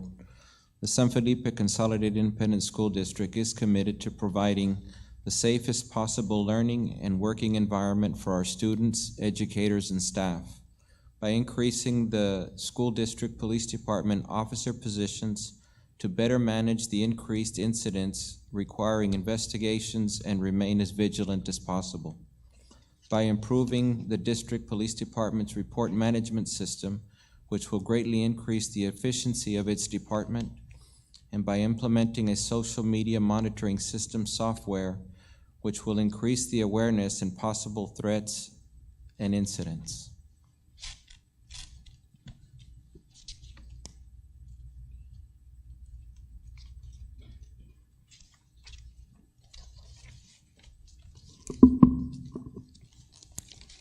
The next slide deals with quality curriculum. Again, it was part of the goal. San Felipe del Rio believes in excellence and equity, where all students have authentic access to a rigorous and relevant academic experience grounded in schools and district that is culturally responsive. We have 3 goals or 3 focuses. One is to increase our focus on STEM 2025, our math vision. This is for 1st through 8th grade students. An example is the Sandra Garza math curriculum that we purchased and implemented this year. Second is to increase focus on effective professional development aligned to closing the reading gaps and increasing the number of students who are reading on grade level, including resources and materials that are much needed.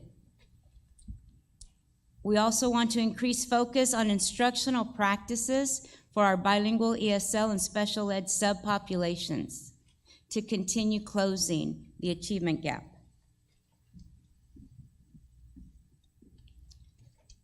Also along those lines, for student instruction, we're looking at diverse instructional opportunities. San Felipe del Rio believes in creating appropriate educational opportunities where instruction is effective for every student. We'd like to maximize our efforts to ensure digital equity for students. An example of that is for our students to have Wi-Fi access, connectivity at their homes for a 24-hour access. We would like to increase focus for improvement to the special education program in our district to include certified personnel, effective trainings, and again, resources. We would like to increase focus on opportunities for students to earn certifications and college hours through the expanded programs in CTE and early college high school. An example of that is our P-TECH. And also, we would like to increase focus on the instructional use of technology in everyday classroom instruction to encourage critical thinking opportunities for students.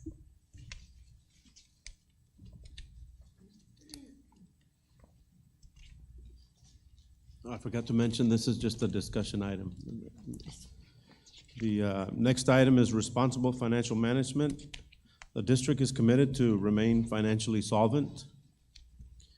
All individuals involved in district financial transactions shall act with integrity and diligence with district fiscal resources. Should ensure a yearly fund balance in the general operating fund in which unassigned fund balance is 25% or 3 months of operating expenses. Annually evaluate capital improvement needs and provide recommendations to the board and long-range facility plan for the district. Investing program will ensure safety of principal to maintain liquidity and to maximize financial returns with current market conditions.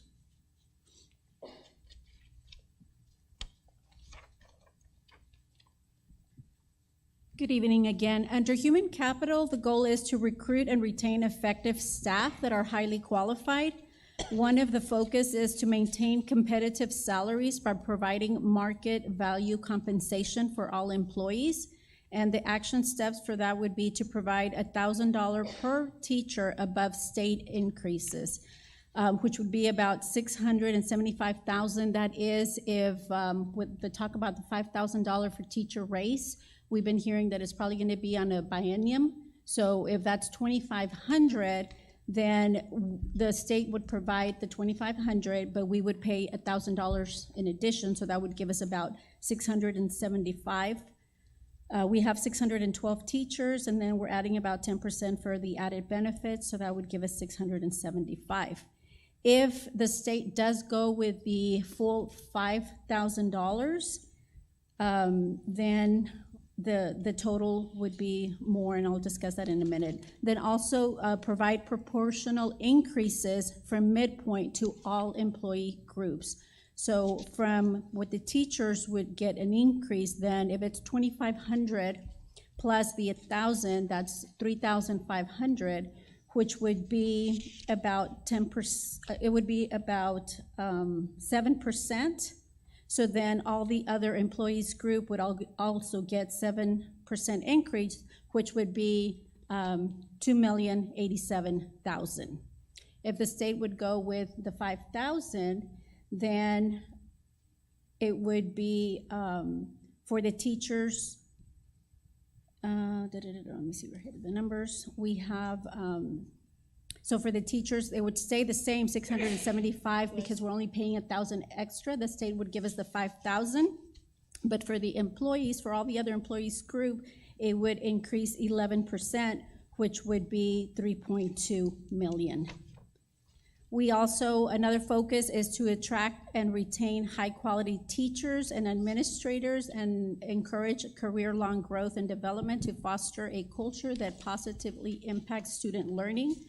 And the action steps to do that would be sign-in bonuses, grow your own leadership cohorts, bilingual cohorts, special ed cohorts, and professional development in hiring practices. And the third focus would be to rebuild our self-funded insurance fund balance, which right now it's showing very favorable, and we're going to present a update for you at the next board meeting.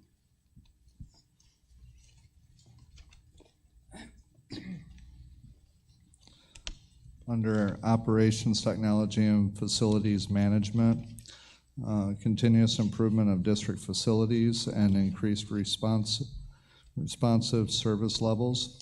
To do that, we would focus on expanding network security, redundancy, and disaster recovery. Also, we would focus on district sustainability plan and construction priorities from the 2016 bond election projects.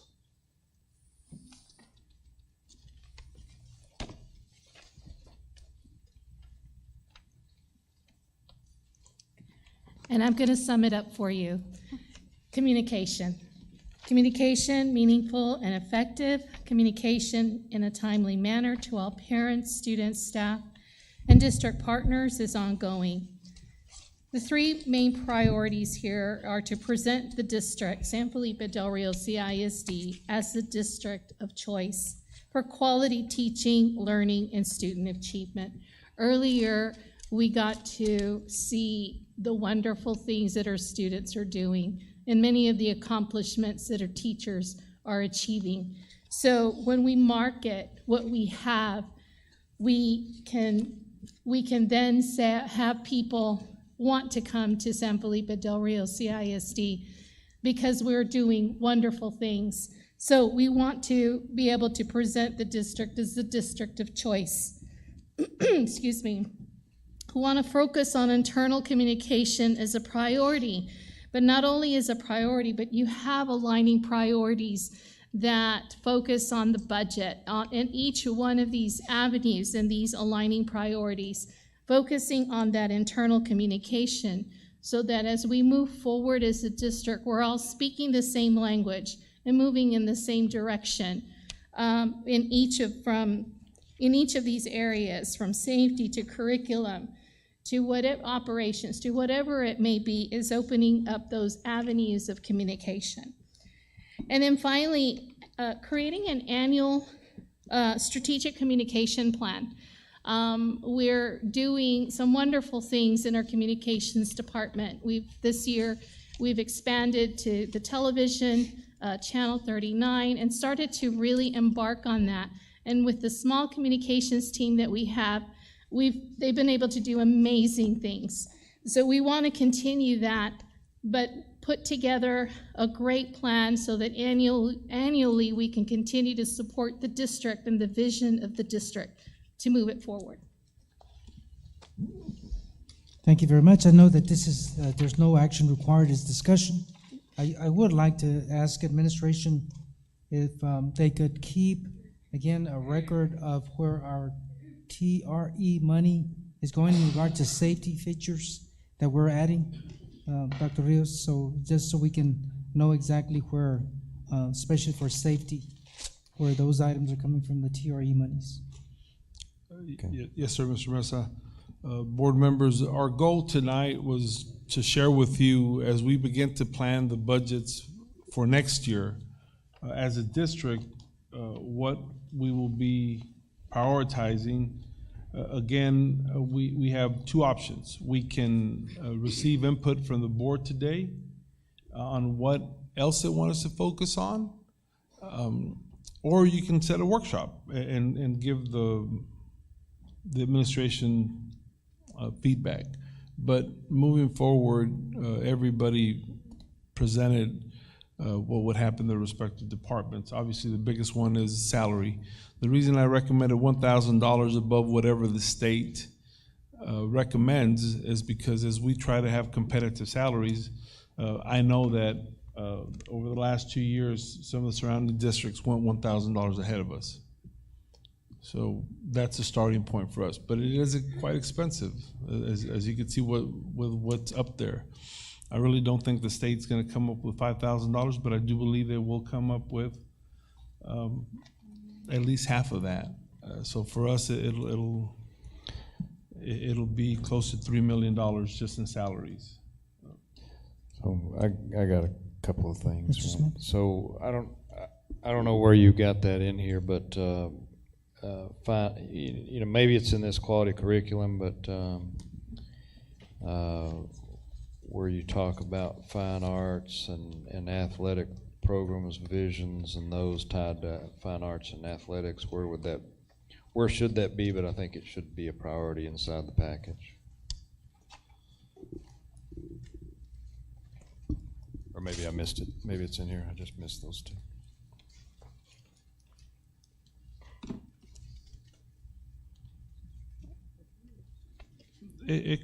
We could add that to number 2 or 3, surrounding diverse opportunities. That's probably where it would go. Okay. And I also have a question because, our vote here tonight, I don't want to extend this meeting any further than we need to, but I think we do need to set up a workshop sometime in regard to Cardwell safety, because that's a big issue. How we're going to proceed this year to safeguard that campus in a bigger fashion. Because I think as we took our vote tonight, we cannot leave Cardwell the same way it is, and yet we are cautious about spending too much money in renovation. If again, 1 or 2 years from now, we're going to go to a different situation. But I do want to talk about the safety in regard to that campus for this immediate year. And so, but I don't want to extend this meeting any further than tonight. So we can do that, Dr. Rios, at some point. Okay. And any other discussion, I think? Any other questions? None? Okay, that was for discussion. No vote is required on that one. We'll go to Human Resources 14A. Consideration to approve update to the 2018-2019 district compensation plans. Aide Garcia. Good evening again. In your packet, we included the update to the compensation pay plan. This includes pay for the summer, and this is to include, it's in an effort to address the influx of special education referrals. The federal government put out some grants that were available. Dr. Gira applied, and the district received $40,000. So when the diagnosticians, speech pathologists, and our licensed school psychologist is out, when they're in summer, they're gonna be able to assist in completing these evaluations so that they can get caught up, because we are far behind with all the evaluations that have been submitted.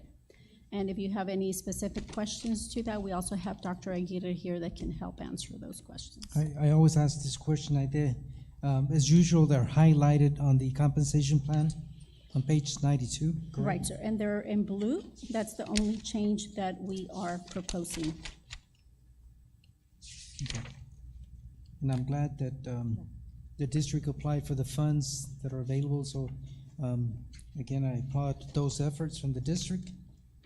And I don't have any questions, but again, thanks for applying for that grant. Appreciate the fact. Any other questions? Then I will ask for a recommendation from administration.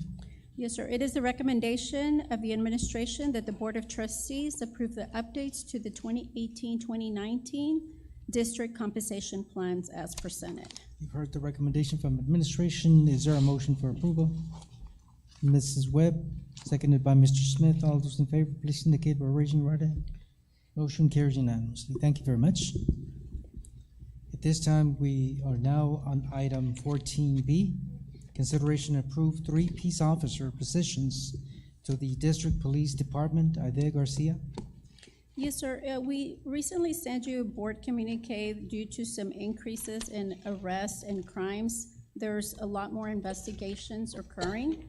So our chief of police is requesting that we add 3 additional officers, and this fund would come from the $500,000 that was set aside for security.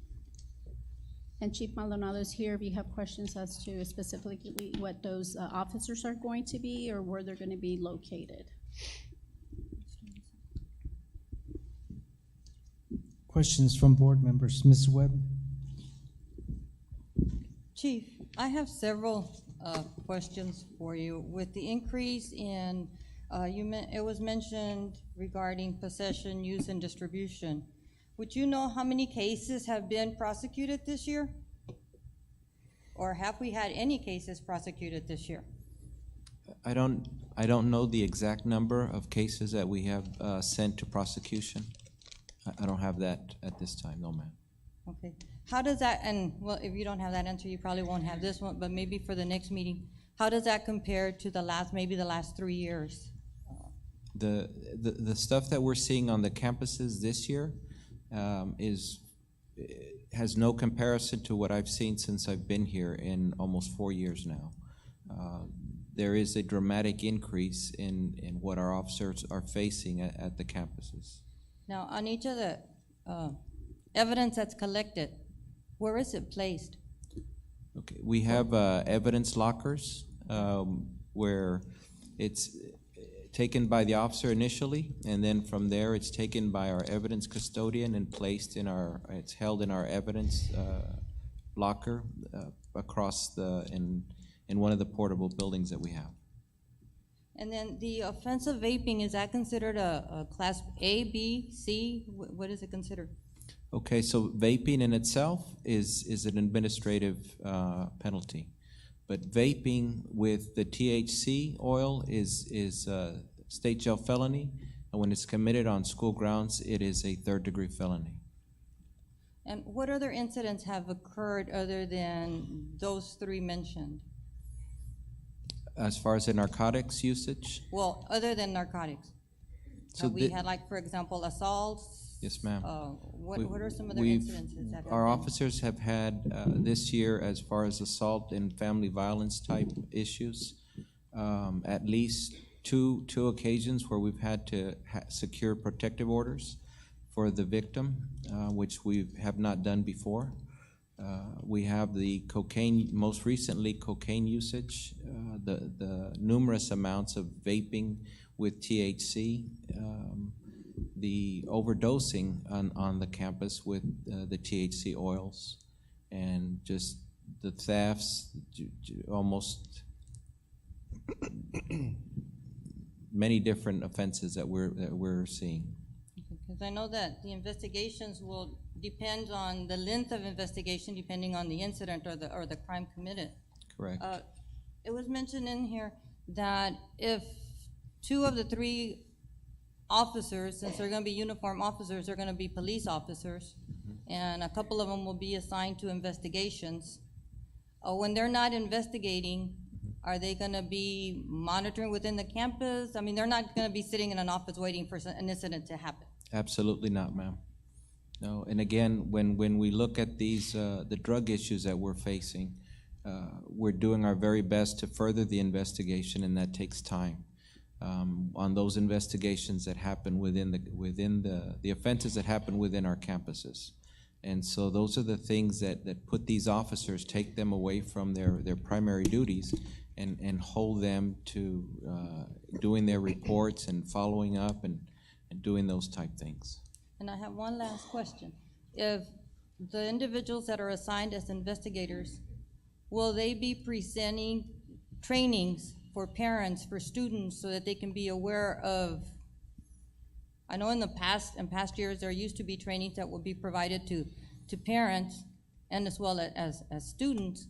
Will these officers be doing some of these trainings either during the day, maybe here, for the parents after school, for the teachers themselves?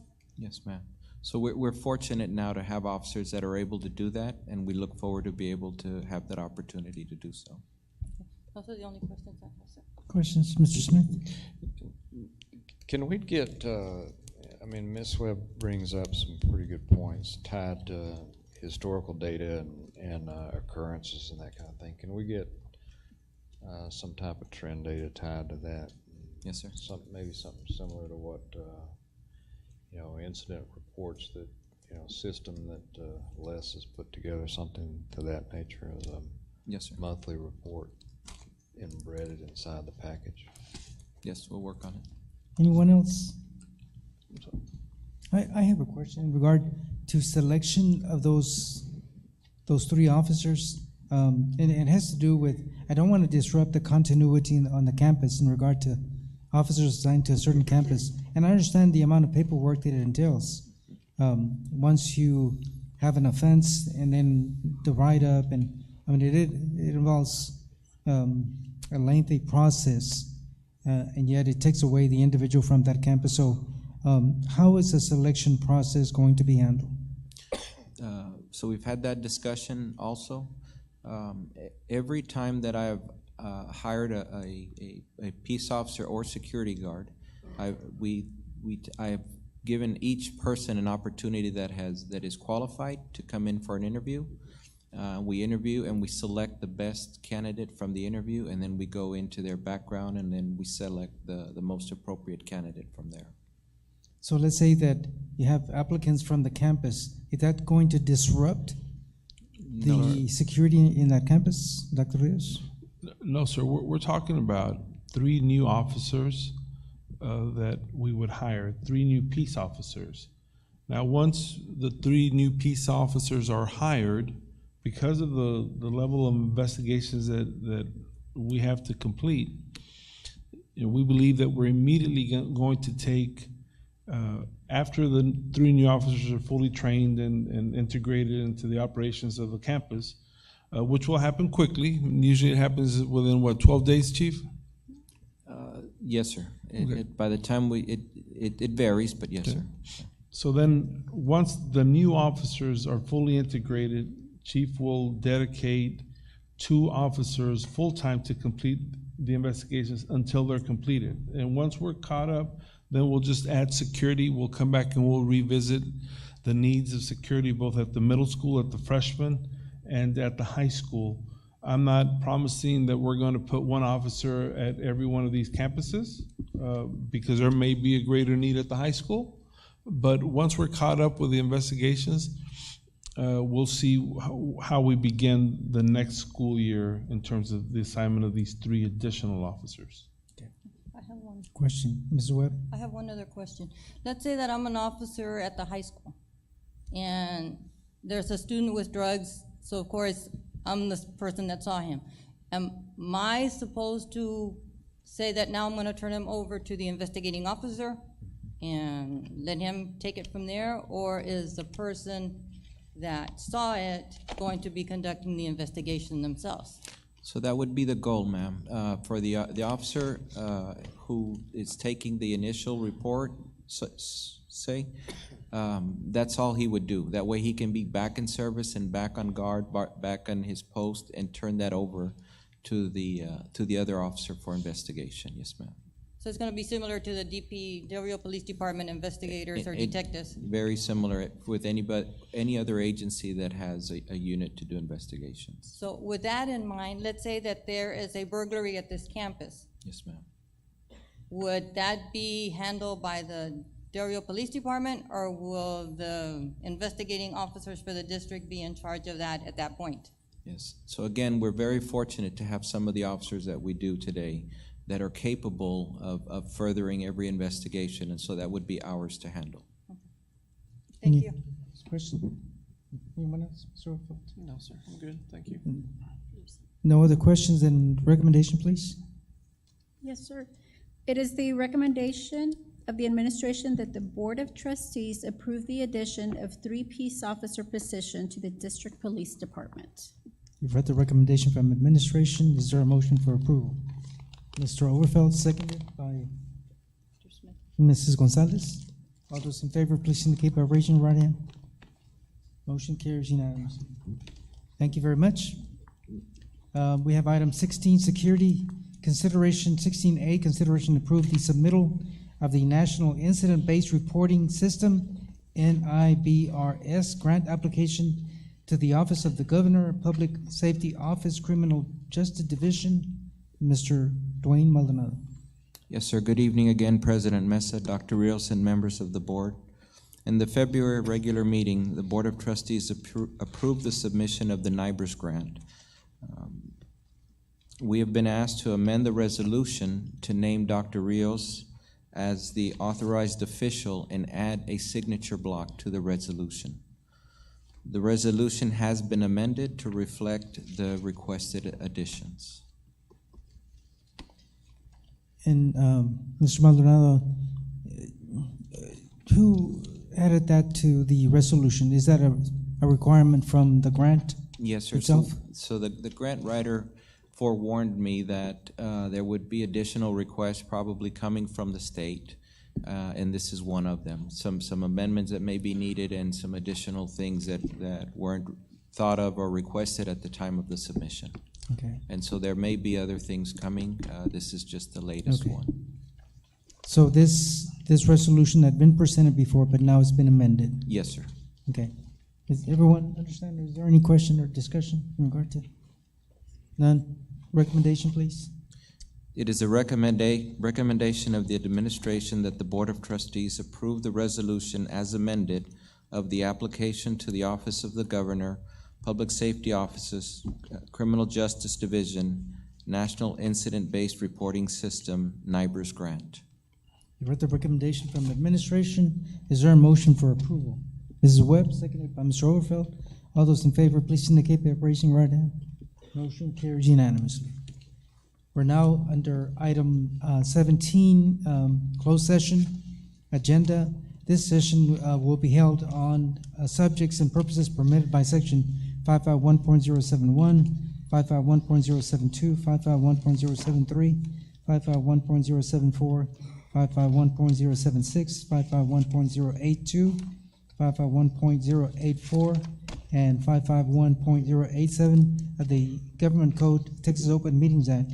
If a final vote is required on any matter considered in closed session, it shall be taken upon reconvening into open session or public session covered by this notice. We're now in closed session. The time is 9:51 p.m. Okay, we're going to reconvene to open session. The time is 10:34 p.m.